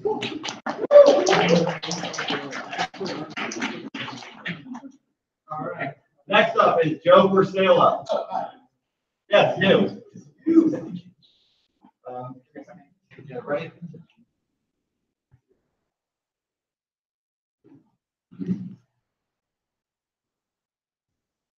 One does the. Oh, there we go.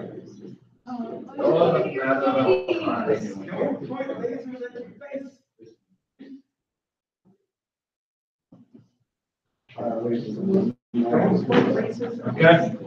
Pointing at the webcam. Hello. You're getting cool effects on the stream if you're watching. Don't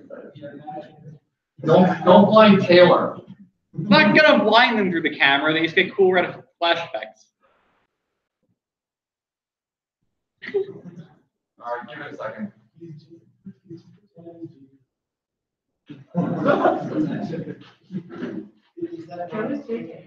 Hi, I'm Joe, and you're watching Disney Channel.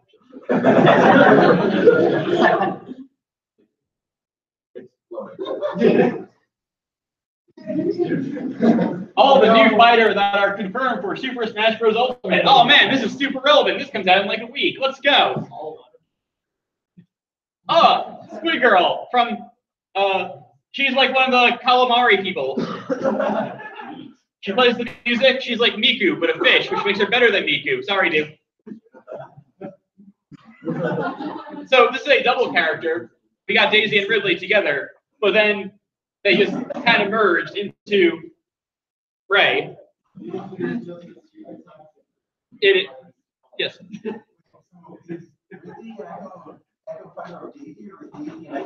No, they are a new type of fighter. They are a fusion fighter. So Daisy Ridley has all the powers of Daisy and Ridley. They're just one. It is Daisy Ridley who can both breathe fire as a dragon and also summon a mushroom person to go to her fighting for her. this new hybrid fighter be an echo of Kylo Ren?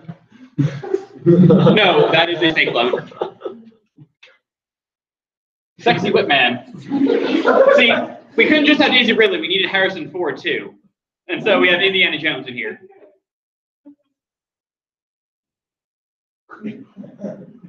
Chrome. You see, they tried to put in Internet Explorer, but they couldn't get it in time because it was still loading. So, and then they tried Firefox. That was too confusing because there's Fox and here he has the fire move. So they went with Chrome instead. Dusty Sam Fett. Yes, you see, they realized that they could never be the ultimate crossover game until they achieved the same level as Tony Hawk Pro Skater, which once included Django Fett. And so they needed to do something similar, and thus we got, but they couldn't actually just use Django Fett again. That's boring. That's using the same character. So instead we got Dusky Sam Fett as the replacement to get us at least close to the level of Tony Hawk's Pro Skater. Ken K. Rule. So this is a me. We already had me's, but now he's got a nice crown. He's the king me. Like someone when you're playing checkers and you get to the other side and you're like, king me. Yeah, that's him. Finally, checkers after all these years of representation that deserves. A bell. This is actually not a character. This is a new item. It is the Super Bell. You ring it and then you turn into a cat from the 3D world, and then you just win because you're a cat now.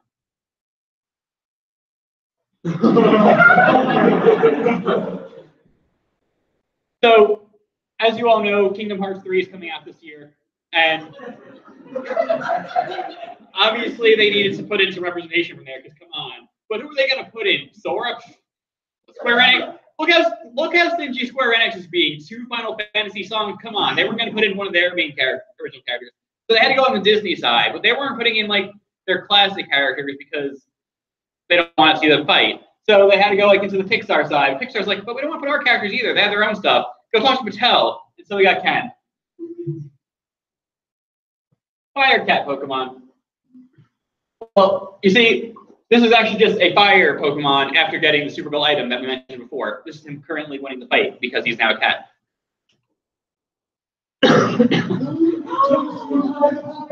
Yes. Yes. You see, this is his victory animation, as he clearly has this little victory ribbon right here. Because it is very easy to win with him. He is like the most powerful fighter. If he gets the cat bell, then oh geez, just throw out the game. You're done. You finished the game. Everyone is here. Sorry, Waluigi.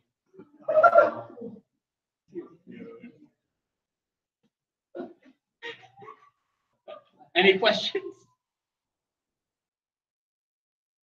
Is Ken an Echo Fighter or a completely new fighter? Because I heard he was an Echo Fighter, but he seems so different from anyone he could be an Echo of that it seems like he should be his own fighter. Oh no, he's actually an Echo of Rob. They both have moves based on being made out of plastic.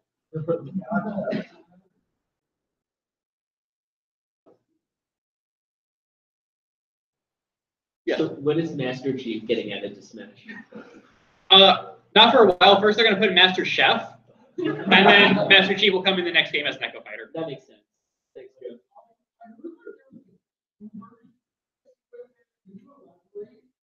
Oh, yes. You see, they got Harrison Ford in there, but then they realized, oh, wait, we're ignoring a big section of the Indiana Jones fandom, the fans of the Young Indiana Jones TV show. And so we got Young Indiana Jones as well. Yes.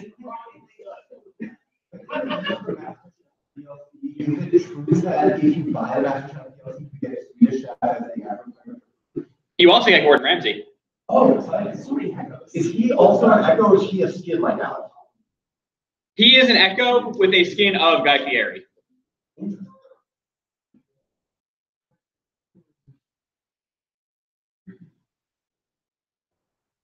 So who are you going to try out first out of these characters? Well, obviously I'm the master of marine stuff, so I want to play the Squid Girl. But I'm also interested in the plant. And I'm going to definitely pick up the bell item because then I just win. Yes? what do you think of the variant that they originally wanted to have Audrey 2 in, but then realized that they didn't want to add too many heavy characters, which is why Audrey only appears in Clancy's Final Smash? No, you see, the real reason that they decided to leave out Audrey 2 is because of an upcoming fighting game where you can play as Audrey 2 from another company, where you can have him fight against the shark from Jaws and other movie characters like that. Are they going to introduce Mother Brain as an echo fighter of Audrey 2? Mother Brain is going to be in the DLC. It is an entire pack to finish off the Captain N stuff, because the game already has a bunch of Captain N characters, like the main cast, but it's missing a sentient Game Boy, Mother Brain, and the Eggplant Wizard. So we're going to be getting that pack later down the line. Yes? So what happens when you get the bow and the Super Crown?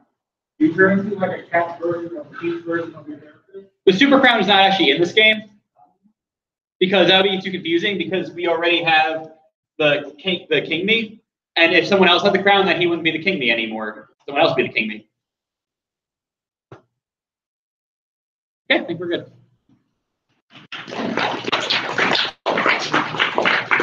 Bye, Carla.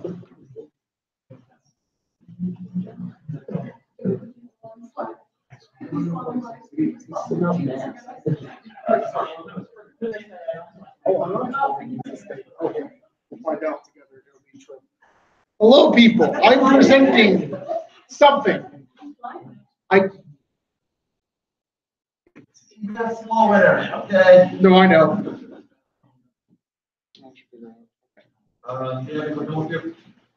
Okay, cool.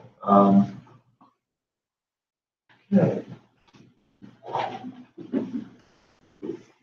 It's gonna be, how much wood would a woodchuck chuck if a woodchuck could chuck wood? Let's find out together. Woodchucks are small, furry, like to sing. They chuck wood, and shockingly, they're named Chuck. All of them Chuck. Just because, all of them. Not Chuck. Chuck. Chuck. That, he's hiding, but that's a Chuck too.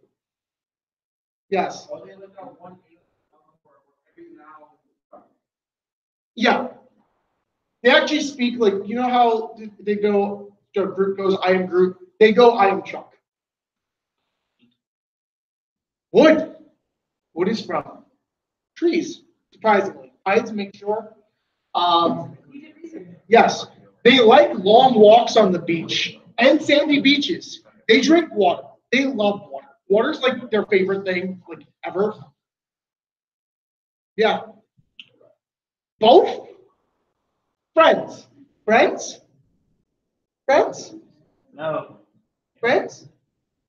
No, not friends. They're actually mortal enemies from different planets. Whoa. Chuck.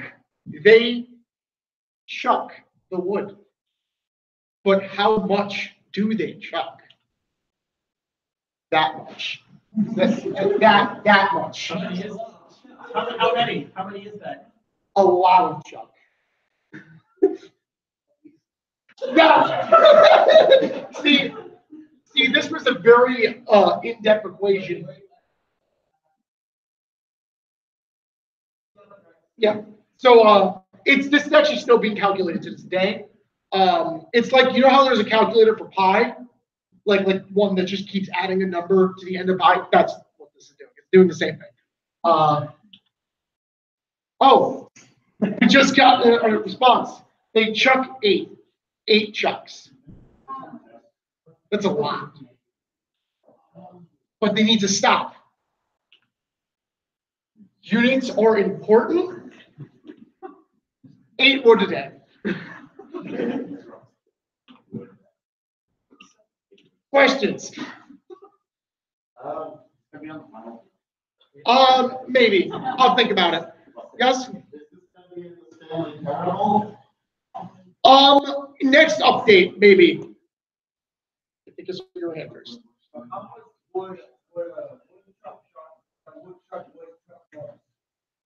8. Actually, we'd have to, I'll get back to you. We have to adjust this equation. Yes. days over here. So for these woodchucks, are there only 350 days in a year for them? Do they work on a different calendar? Yeah, well, I said they're from a different planet, so they go off their home world's cycle around their star, which is appropriately named Chuck. So their home world is at most basically like a couple weeks shorter than ours? Yeah, it's fine. They still Chuck. How long is it take for a home world? This is important to understand on that. It's 8 chucks. I'm trying to remember. You wouldn't thought an expert would have known. 24 hours is what I believe it is. About. 20, like Earth? You see, in this part of the equation, it's there. So yes, a lot of people worked on this. I was part of the committee, so I had to check my findings. Yes.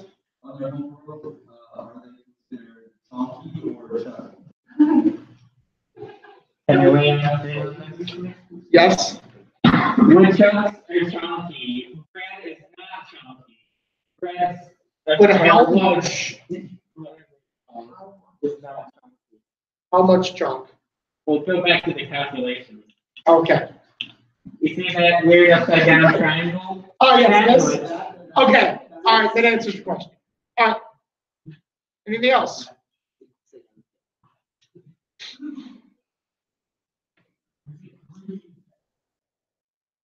Chuck. It's not a vector, it's a vector. Immediate opposite. So, I'm First Officer John, and I'm going to explain to you this thing that I have become an expert on over my years of study. Blank screens. John. Well, he is here, so yes. John, guess what it is. Well, Hammer's the president now. Guess what it is before I reveal it. I'm guessing it. Oh, I know exactly what this is. There's going to be colors. There's going to be a lot of colors. That it's about being the very best like no one ever was. Like no one ever was. No one ever. No one ever was.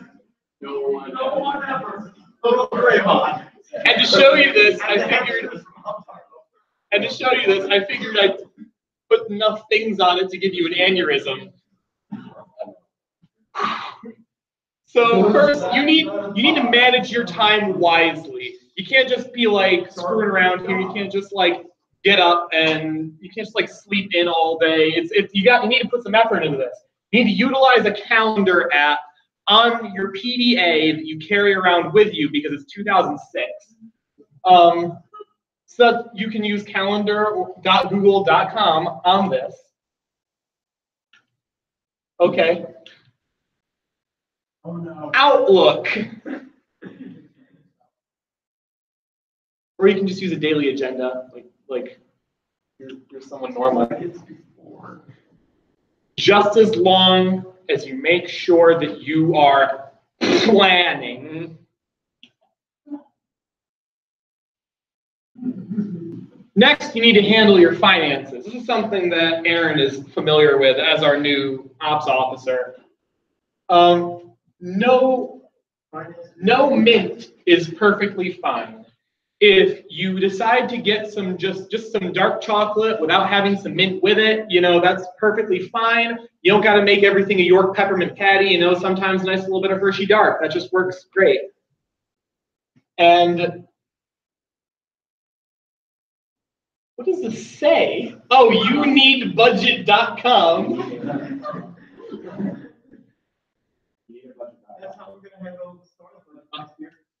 Wow, he went away. He sure did. Bye. Dude, your taxes. That's Jigglypuff as seen from above.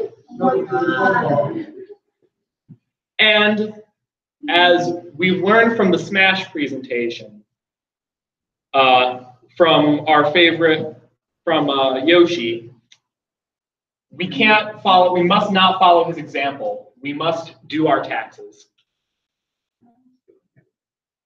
By Monday, April 15th, if you live in Massachusetts.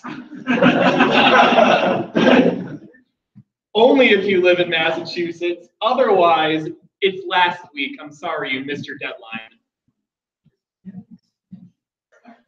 You need to make sure that you are doing math every single day. If you don't do math, then you're just going to turn into a big magnet, and you're not going to have a good time. So the first step is to plus. That is your first step in your math journey. The second step is the straight line. This symbolizes your straight line to victory. There are no shortcuts. There is only the one path. Yes, Ken. No, the straight line. You're right. The straight line is the shortest possible distance, which means there is no way to cut short of a straight line. You also use an X. That is the new thing about living in 2018 is now we have the iPhone X available. So we don't actually have to do the math ourselves. It'll do it for us. And lastly, and most importantly, the diagonal line, or perhaps even more importantly than that, a series of 7 squares.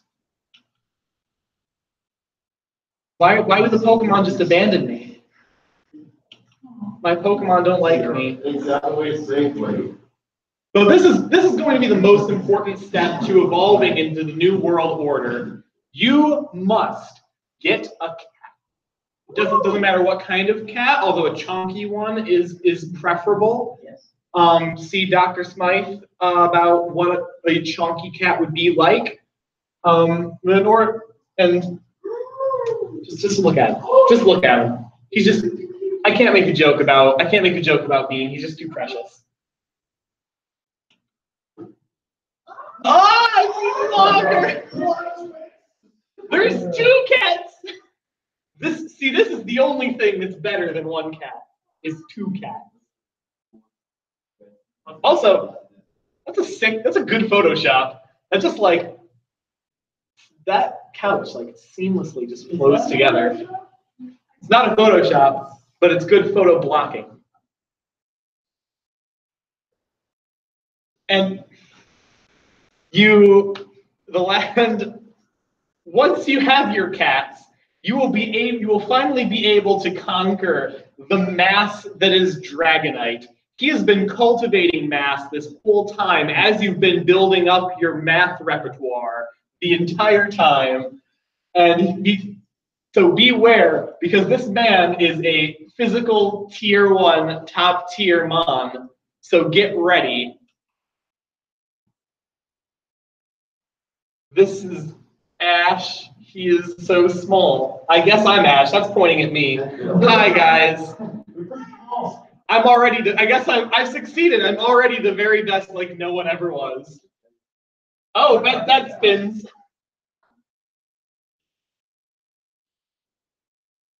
Now once you've beaten the Dragonite, now what's the next step? What do you do with your life after you've overcome this great foe? You need to cut all of the negativity out of your life. See, not that you really had negatives in your life before, because when you're in the math, you notice we avoided the subtraction. See, this was all intentional. But if you, by some periphery, have some negativity left in your life, you must forsake all of your friends, DFX.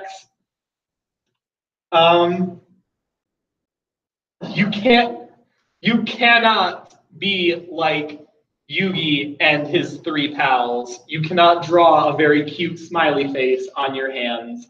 It's unfortunate, I know, but if you want to cut your negativity out of your life, that's just what you got to do. Is Pokemon even sci-fi now? Please, we don't need to discuss this. We've already had this discussion. We discovered Pokemon is not sci-fi. Pokemon is, wait, what was Pokemon? Before and after wars, therefore fantasy. Good. Yes. We're not a star mission on Pokemon. Look at my camera. Oh my God!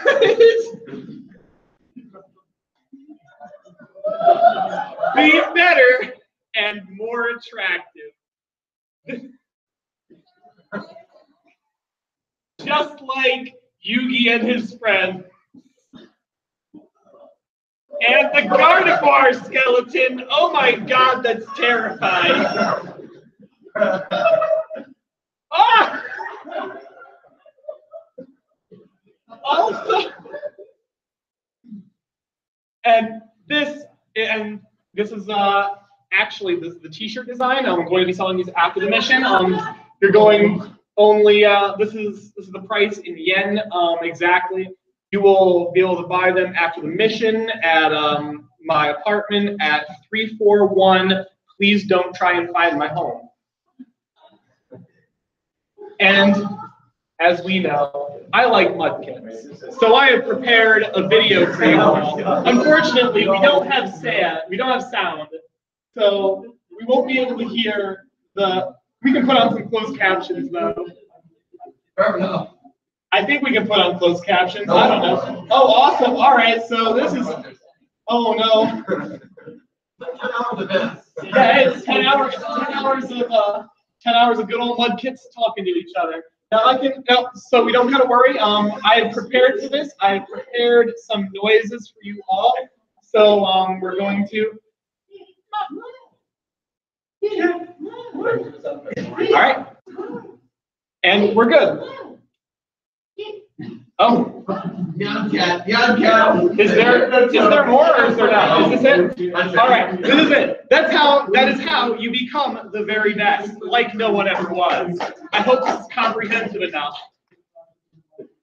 So Zachary, yes. I noticed that on the slide when you were talking about tattoos, in your other browser tabs, you were looking up something to do with Raspberry Pi. And I'm just curious whether owning a Raspberry Pi is vital to becoming the very best, like no one ever was, like no one ever was. Well, see, owning a Raspberry Pi actually is a necessary component of tax fraud.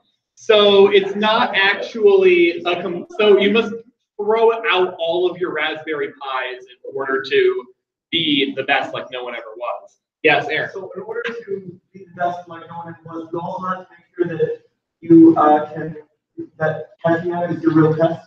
And to train them must be your cause. Are there any more questions? Yes. How does one become immortal so you can be the very best for over 20 years? Well, so I can't tell you that. As we found out from the Kingdom Hearts 3 PowerPoint, I'm just already immortal. So like that's a different thing. You kind of gotta ask, like, maybe I'm born with it. Maybe it's Maybelline. I don't know. Are there any more questions? Awesome. So I hope you enjoyed my detailed presentation on how to be the very best, like no one ever was. Okay. So at this point, we already went down to everyone who said yes on the presentation. Is there anyone who said no, or is there anyone who was watching like, hey, I want to do this now? Okay. Would you go? Sure. Woo! I have nothing else to do. Okay. There goes. Okay.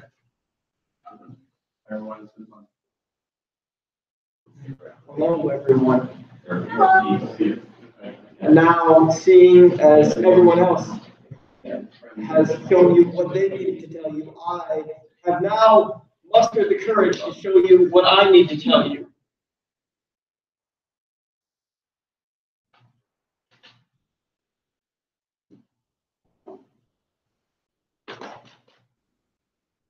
Pause for dramatic effect.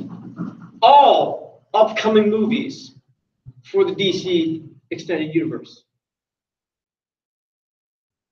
Superman there, now looking for work. So of course there is Aquaman, which for better or worse, they abandoned the idea of a live action high production movie starring former Game of Thrones star Jason Momoa, and decided we already have all the footage we need.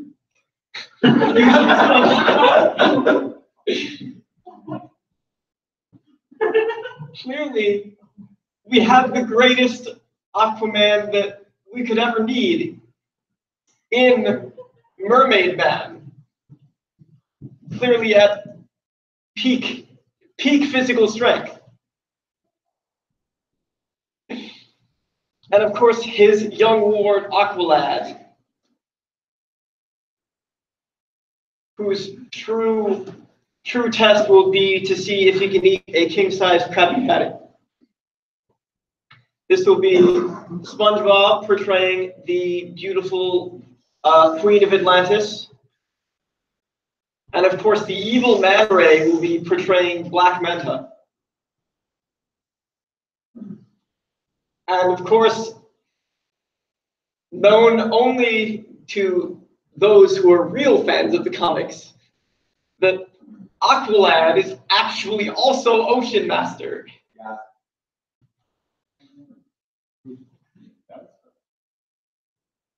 And of course, Atlantis is, and of course, this will all be narrated by the normal French-speaking announcer from SpongeBob. French-sounding announcer. Yes, formerly Captain Marvel, but now Shazam, back from 2010. Hopefully this will increase sales of Shazam, but the jury's still out on that.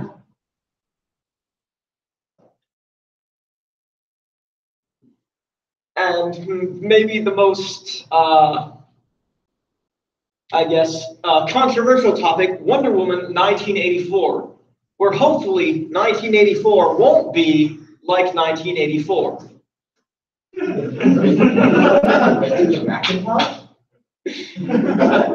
Unfortunately, Apple wouldn't condone them using their license.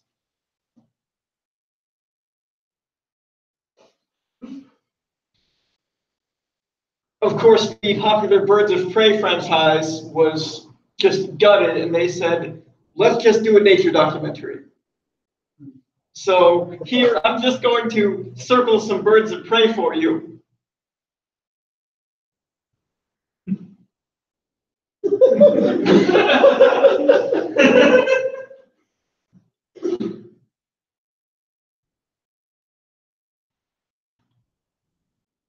And of course, the Green Lantern Corps. Because no one cares about Hal Jordan or Kyle Rayner or Guy Gardner or any lantern that's existed more than Daffy Duck.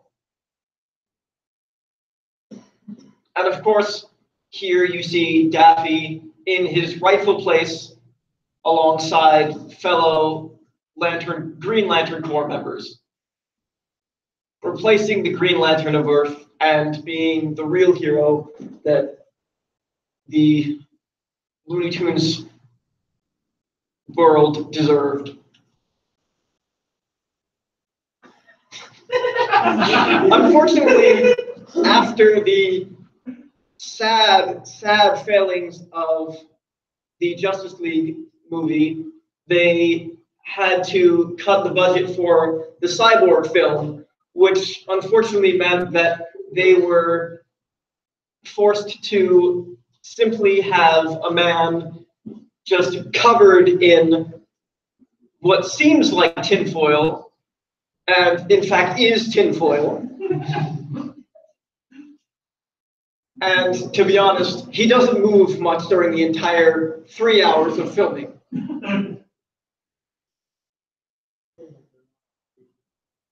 And Booyah, of course, won't be said by him, but will be shouted loudly by passers-by. Yes? Sorry, am I mistaken, or did they use did they reuse that costume from the 70s Doctor Who Cybermen episodes? That not many people noticed that. Yes, that is actually very true. This is the 70s Doctor Who Cyberman outfit, which they still had lying around, and they said, you know what, we don't have any money, so we can just reuse that.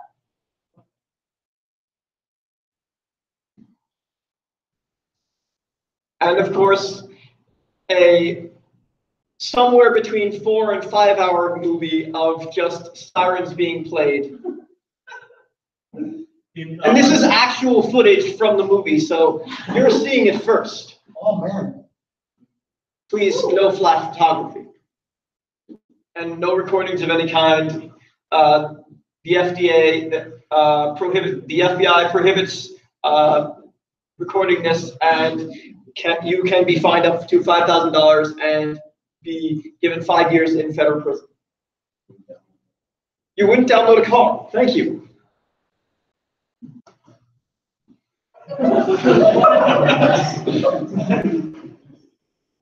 They realized that, you see,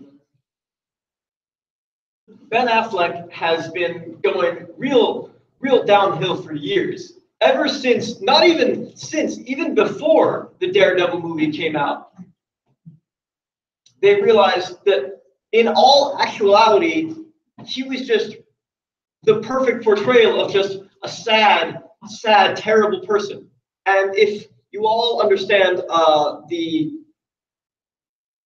German word Schadenfreude, which is actually finding pleasure in the pain of others, they thought that many people, and in fact, this was the just a long series of not even, there would be no actual footage in this movie. There would just be repeated clips of his sad face to what would be normally played when someone says, "I'm going to play you the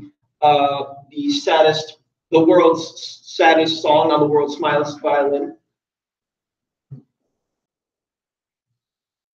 And of course, Suicide Squad Volume 2. Where now, of course, they've taken from the wildly successful Guardians of the Galaxy franchise, and they just said, you know what? We're just going to chuck all of these characters into space. But, of course, they're villains, and they're not going to give them a lot of money, so most likely they will die.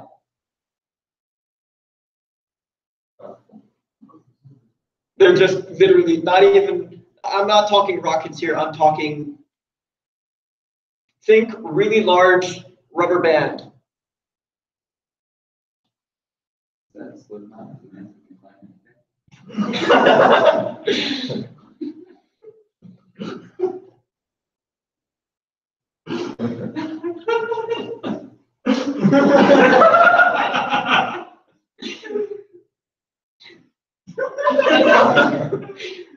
Unfortunately, last point, well now, you have to pay for it. It is no longer a free service. Joke's on you. Well, there will be a 30-day free trial, and then, but of course, they already have your credit card information. You cannot cancel. You know, one of those, they will immediately have one of those terms and service agreements, and they will say you cannot cancel, ever. So if you want this, you will have to continue paying for it, a monthly subscription of $9.95, which will then increase exponentially after the first month. So if you want to keep using this wonderful software, you may have to sell your kidneys. So please enjoy the DCEU, and of course this is actually some footage. It's one of the clips that will be used in Sadman. Once again, my previous saying still stands. Please do not record this or 5 years in federal prison. Thank you very much. All right, would anyone want to go for the first time or go again? I wouldn't mind going again. Okay. Sorry, you wait for him first. Then I'll see you. I'm gonna go first.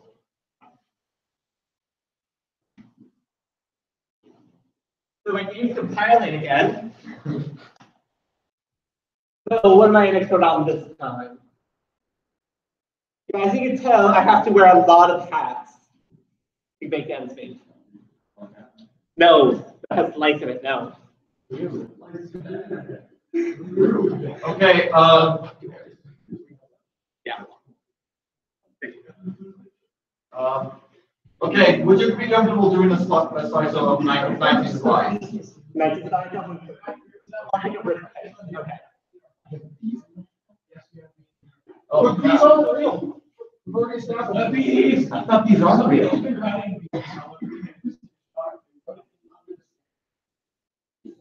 Yes.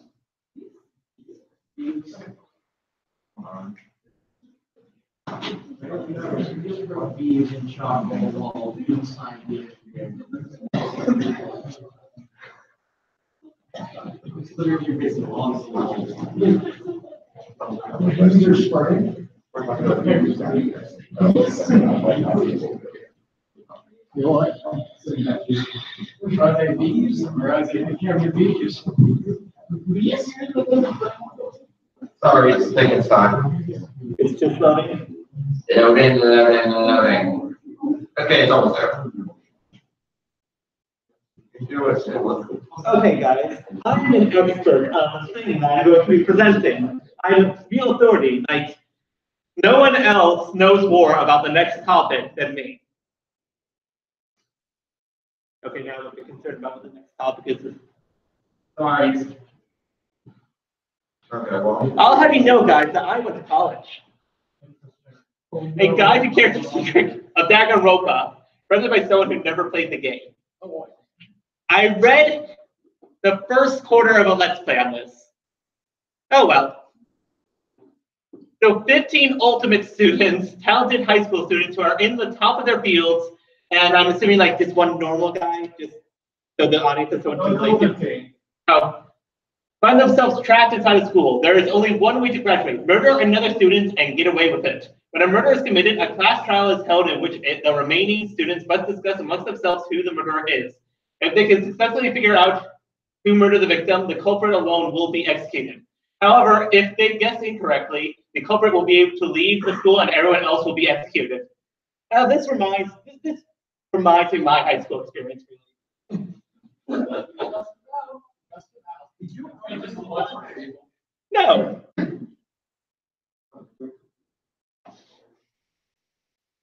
It was gravity that killed him. So this is Makoto Nagi. I'm afraid that I'm not really good at Japanese names. He has what my hair would be if my hair was more spiky instead of curly. And my guess is he's the main character because he just looks like a main character to me. And he's also the one pointing at the camera, so he's probably like a big fan of Phoenix Wright, which I have played. Yeah.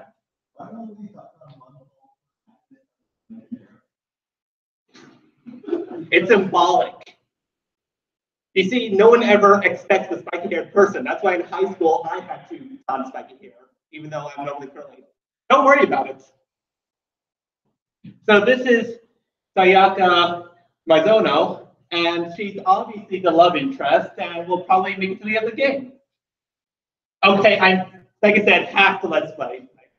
But I swear, this is the first time. It's half of unequally Let's Play. All right, so she knows the main character from before, I guess. And that's all I remember about her. And she definitely doesn't die. Nor does she remind me of anyone who died when I was in high school. This game is not autobiographical in the slightest. Leon Kuwata. He seems nice. Chihiro Fujiyasuka. Can someone please help me with this one? No, wait, I'm an expert. That is the correct way of saying it. All right, so she looks innocent. We know she looks innocent because there's like a sprite of her crying there. She's constantly holding her hands together in the way innocent people do, like this. Like Yeah, she's probably. Or the murder. No, I'm not really. Yeah? You said early on that they are all like experts at something. You have to say what they're experts of. Oh, she's the expert of computer science. Sure, why not? Computer science. Right? I just guessed. No, I mean, I'm the expert. Of course I am right. Kiyotaka Ishimaru. So he's the son of a general. He's the son of a general. It's like he's like a military kid, and he was the greatest at being militant. Like he's the best strategist. Like you can never beat this guy at chess, unless you. Well, you have to. No, he will never. You will never beat him at chess. Let's see what else about him. Oh yeah. For those of you who, as we all know in high school, you should always fear the people who are too good at chess. They are the craftiest murderers. Not that I know. Kyoto Kirigiri. So she is a big Game of Thrones fan. So that's why she dresses up like Daenerys, same hair, same eye color from the book. In the book, Daenerys has purple eyes. And she's an expert on Game of Thrones. She is an expert on A Song in Ice and Fire. Ask her anything about A Song in Ice and Fire, and she will at least give you something. Yeah. This question's not for you, for her. Yeah? I'll support her. What is the expert now? It's already out. Yeah, no, let's see. Yeah. Well, it will be out sometime between now and the peak deputy months. All right, Celestia Ludenberg. Well, she doesn't seem creepy at all. And Celestia, she's actually an expert at astronomy and celestial bodies. Yeah, so she tries to seem innocent, but she's really one of the most horrifying murderers of them all. Yeah. Byakuya Togami. My God, he does look a little like me. No.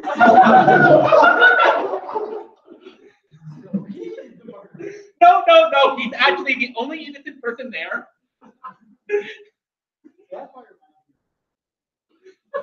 I think no, there's a key difference between me and him. I don't wear glasses. I don't need glasses, and everyone who wears glasses is secretly a murderer. Anyone here in glasses?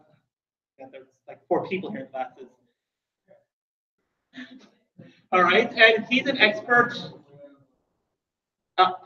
Basically, when he went to high school, he was really interested in studying games development, so he applied to one school for games development. But in order to get to that school, he first had to go nothing. So that's what he's an expert in. And it's in no way similar to me. Toko Fukawa. So what is she an expert on? Like you think she like I was just wearing like standard clothes. Like in America, we all wore clothes that signified everything that we're an expert on. Like I was wearing clothes that was just like I don't know, like knives. I was just wearing knife insignias all the time. Yes, been a lot more. Right. Speaking of knife experts, she's a knife expert. And when one of the students was stabbed to death, she actually turned out to be innocent of that one. She was just really afraid.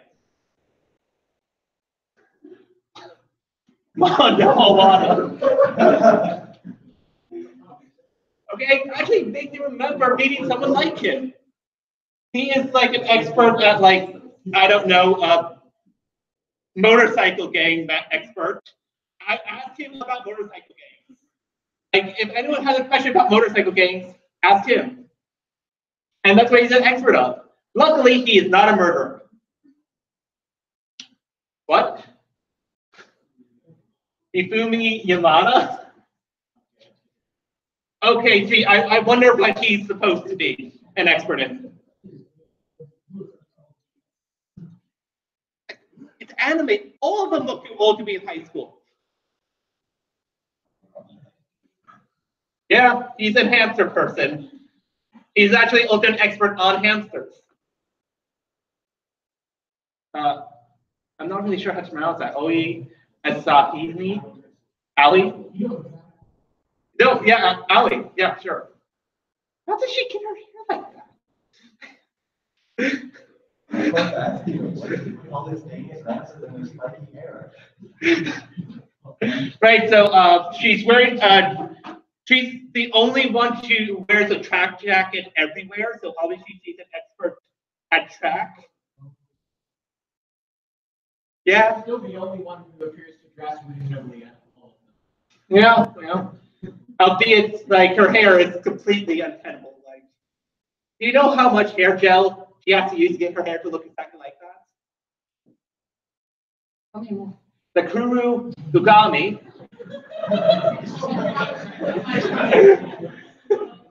Man, this is clearly a girl. This is clearly a girl. Like, no, she's just an expert bodybuilder. Fairly got that correct. And she uses her expert bodybuilder powers, skills, to murder people. I mean, defend people. I mean, defend herself. Yasuhiro Hagakuri. This is just like me pronouncing names. You just want to know how to actually pronounce these names. So, expert samurai, like, I don't know. He's an expert at samurais. I don't even know how it's possible to make your hair like that. Junku Inoshima. Oh. She's just an expert at looking innocent. She just walked around looking innocent all the time. Like, you just walk through the room with her and you said, which one of these people in this room is the most innocent? Oh, right, it's her. She's the one who looks the most innocent. Any questions about looking innocent? Monokuma? Wait, he's not a student. Oh, right. He is the mastermind behind all these steps. You see, his real name is the fourth zero.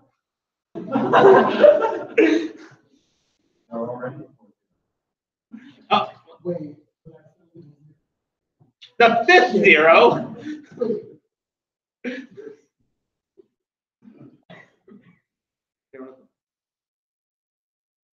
Yeah, he's right. The fifth zero.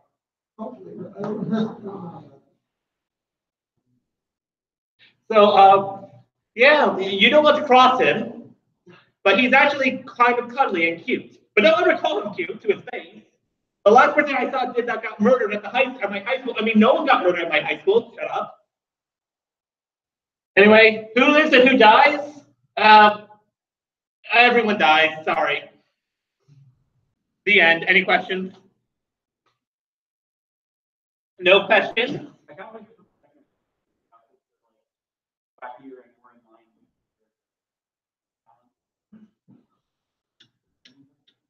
I didn't do that because I still playing second game. That's fair. But you still the characters. So everything I said and every pronunciation and every proclamation I made was 100% correct because I am an expert. Next. Who's the next person? All right. Also, did my game finish compiling yet? My gosh. It will never finish.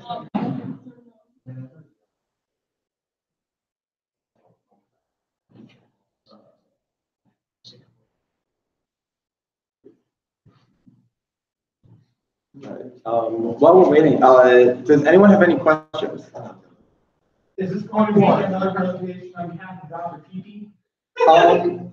Dr. PP was not directly involved with this one, I'm afraid. He's obviously a very busy man working on his memology research. I didn't say that. Anyone else have any questions?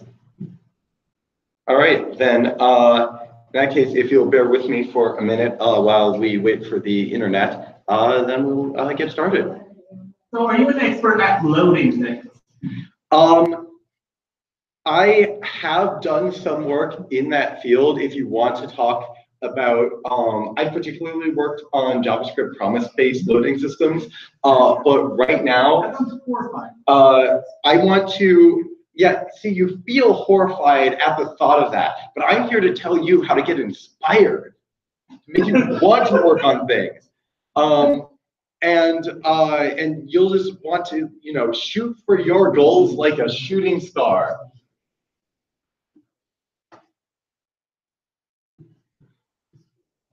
All right, are you ready to get inspired? Are you ready to get inspired? Yeah, that's what I like to hear. So let's get started with why I am up here talking to you good folks. And the answer is very simple. I want to take you from here to here.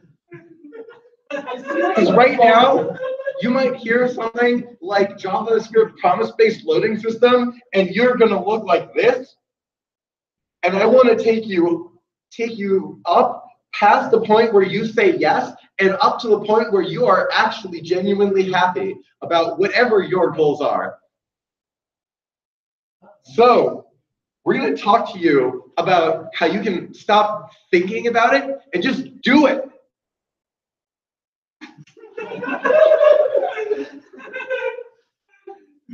All right, so first off, I'm going to tell you an inspirational story. One time, long ago in my past, I thought one day I want to be someone who stands up in front of a room and gives a presentation. And way back then, that dream felt so far away. But look where I am today. I am standing here giving this presentation to all of you lovely folks. I thought that my dreams were going to crash and burn, but instead,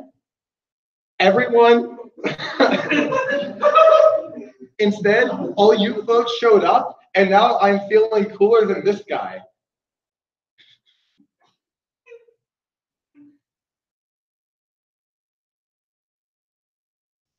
So, step 2, it's important to remember to know your true mind. And sometimes knowing your true mind is knowing that sometimes you spell things wrong, and you have to own that. Beauty is in the mind of the beholder. It ain't over till it's over, so when you come to a fork in the road, don't stick a fork in the electrical socket. You know it, I know it, so just with it, just with it. Man, aren't you just feeling great? Because I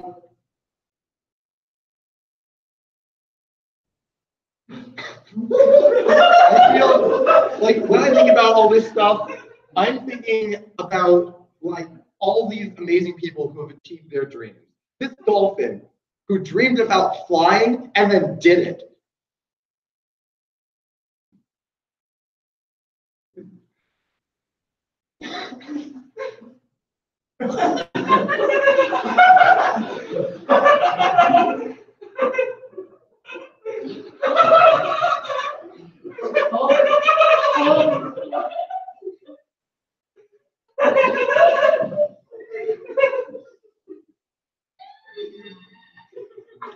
All right, how are you all feeling? Are you feeling inspired? Because I'm feeling inspired. We have to list off things that make me happy. Swimming is good. Where did you? I can't believe you. My favorite flavor of vanilla is vanilla. Sometimes people edit my presentation and put in things I disagree with. But dogs. If you aren't feeling inspired yet, just think about dogs. Dogs are so good. You could also be so good. Don't be not good. Be like dogs. Be good. Don't be not good. Be like dogs and be good. Raise your hands and tell me your problems and I will tell you how to be more inspired. But first, we have to go back because Joe needs to see the stuff he missed about being inspired. I was telling them the story of this inspirational dolphin, and I think you would agree that is a message we can all be inspired by, but also that swimming is good. Do you want to talk about anything about how swimming can help you be inspired?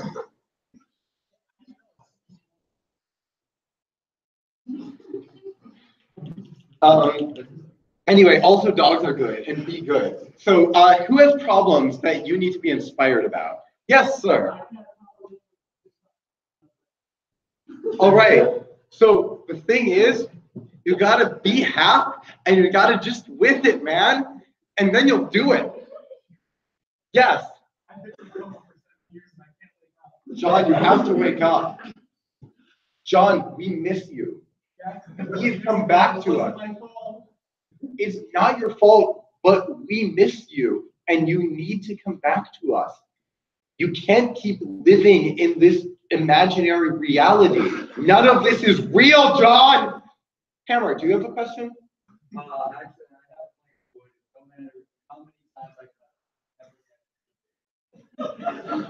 All right. So you gotta think like a dog. What would a dog do with wood? Dog would go fetch more wood, and that wood might be bigger. And then you just, you just with it like a dog, and you be inspired. Anyone else? All right, thank you so much for your time. I want you to all now go out there and be inspired. That's the end of the presentation. Thank you. Oh, yes, Joe, you have a question.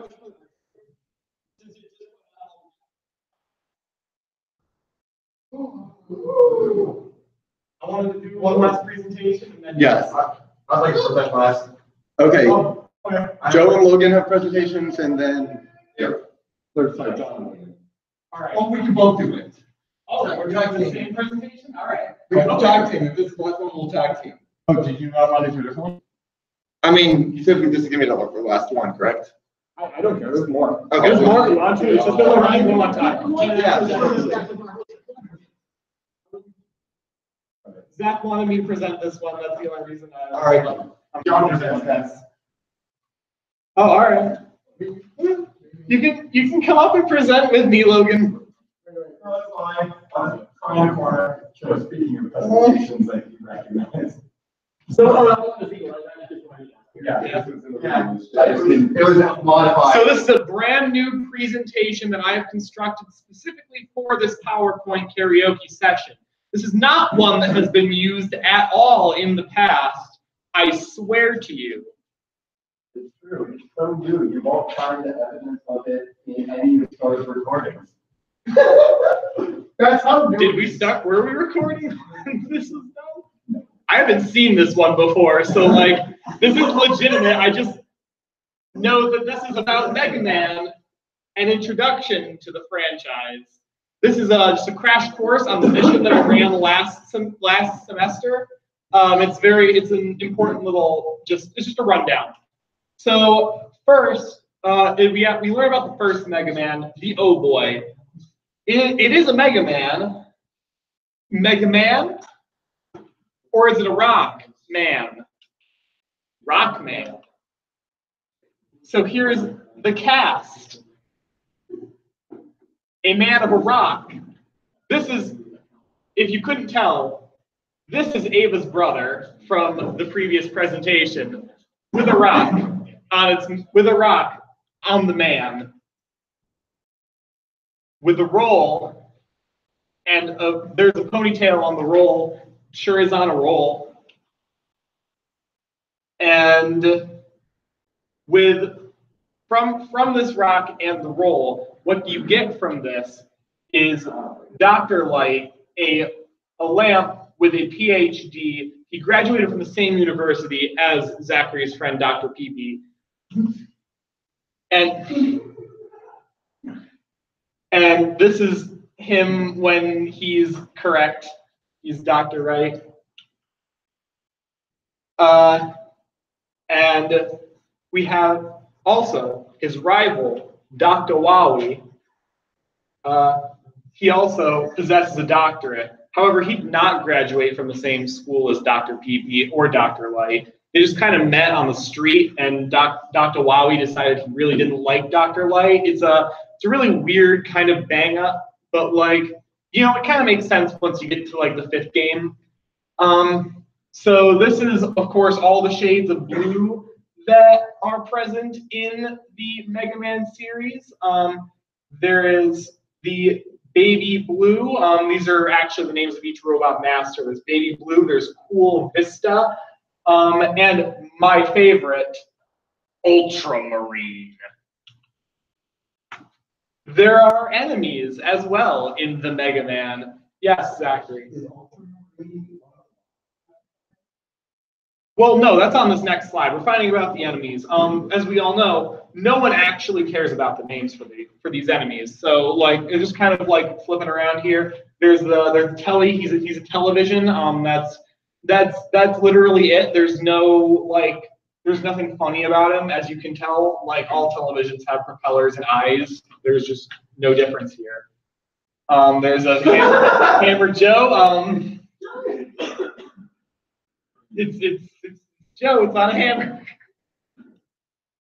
And maybe we'll find Ultramarine in here, in the bosses. I think there was one game like that they released like 5 years ago where they made him like a super boss or something. I don't know, I might be mistaken, but the bosses that we're going to talk about here are the Guts Man.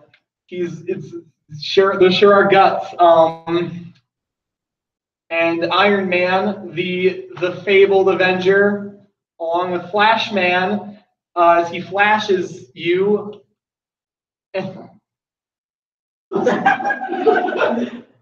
Oh, I thought we already did Flash Man. Damn it, John. George Clooney.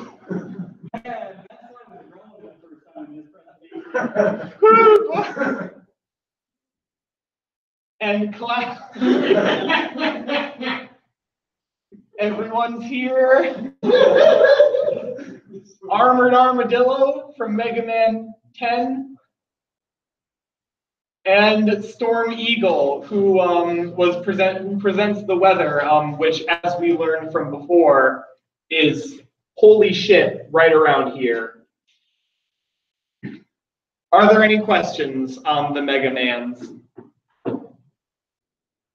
Are there no questions? Wait. Oh, so okay. there's 2 Mega Man characters in Smash because there's Cloud and Mega Man. No, that's not Cloud. That's Cloud Man. They're very different. The other one, that's Cloud Boy. That says Young Boy. So is he an Echo fighter in the future? Maybe DLC. Okay. Any more questions? Oh, yes, Zachary. Do you think they'll make Rockman an Echo Fighter of Mega Man? No, they're entirely different. Like, you can just see you can just see the stone on his head. If anything, I think he'd be an Echo Fighter of the hammer item. So, yeah. You would be an Echo Fighter of the hammer item before the Hammer Joe? Well, as we said before, no one cares about the names. Casey? Must we imagine Rockman happy?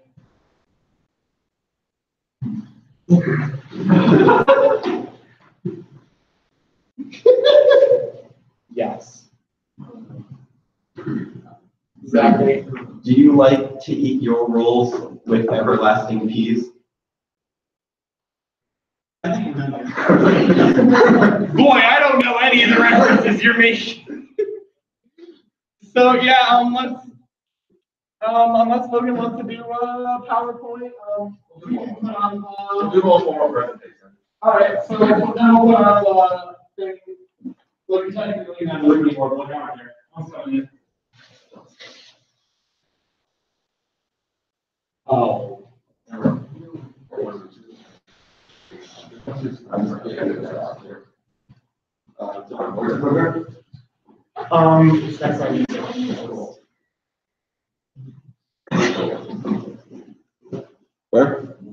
Execute my computer. Oh, that's what we're doing.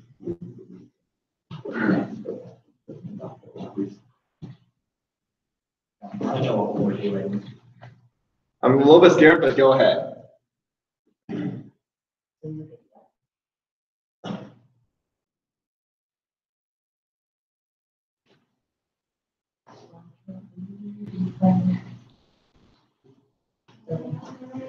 Okay.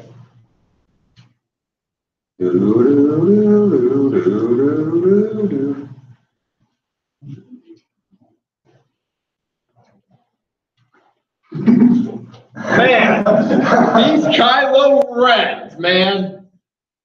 They're, wow. Now, everyone loves the new movies, and one of the things that people love about the new movies is Kylo Ren. A villain so much more complex, nuanced than Darth Vader, General Grievous, and the Muppet Show combined. All right, moving on.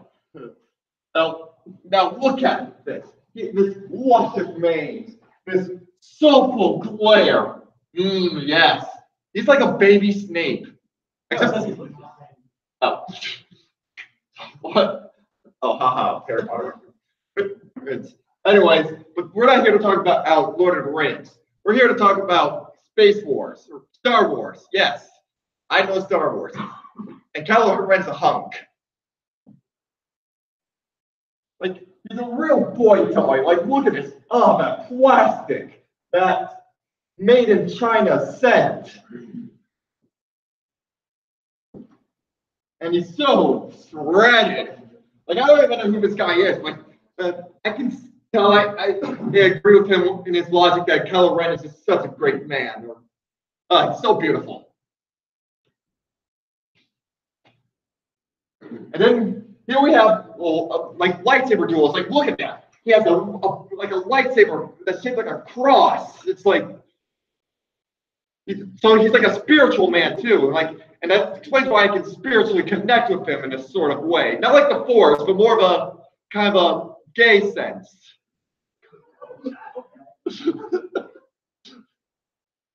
And yeah, I don't know who this person is. I don't know. It can be cut with a chainsaw for all I care. It's all about Kylo Ren. Yeah, and he stole his spot.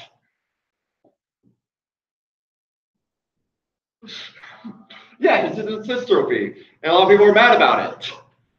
This is all just really just a way to bring attention to Sakurai to add Kylo Ren into this match. Oh, yeah, he's a sword guy.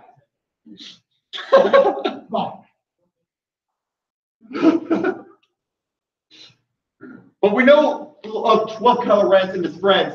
One of them is a grenade face. Kind of looks like all like grenades to me. This is grenade face. Sure, why not? And then we have all Kylo Ren's buddies, and they all agree that Kylo Ren is a great guy. We've got I guess we got like the bounty hunter Leia was disguised as episode 6. Scorpion from Mortal Kombat. Noob Saibot. Normal old Nightman. Daft Punk. And then, like I said, Grenade Face Man, who is actually Snoke. We may never know. Especially since it got cut in half in The Last Jedi. Moving on. Now, we really need to talk about Kylo Ren. Because I feel like I haven't been saying that name enough already. Kylo Ren, Kylo Ren, Kylo Ren, Kylo Ren, Kylo Ren, Kylo Ren, Kylo Ren. I know. And he's also a family man too. Like, he makes time for his elderly grandpa. Like, come on, he visits his grandfather in the foster home. Like, come on, none of you guys do that. Let's be real. You guys are all horrible. You all need to be more like Kylo Ren. But yes, the point is, at the end of the day, Kylo Ren, he's such a bae, and he needs to be in Smash Brothers. Also, yeah, he's also someone you can play. He's also a bro you can smash. All right then.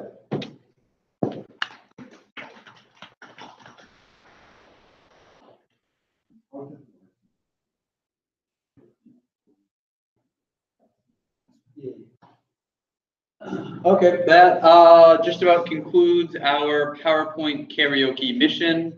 I hope you guys enjoyed it. I have a couple closing announcements.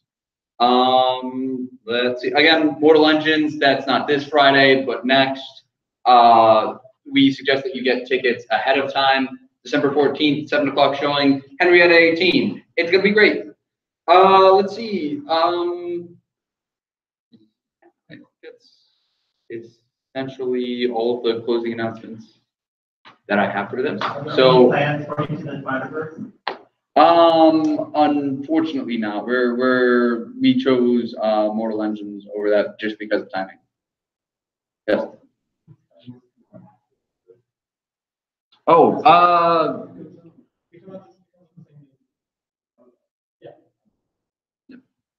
okay.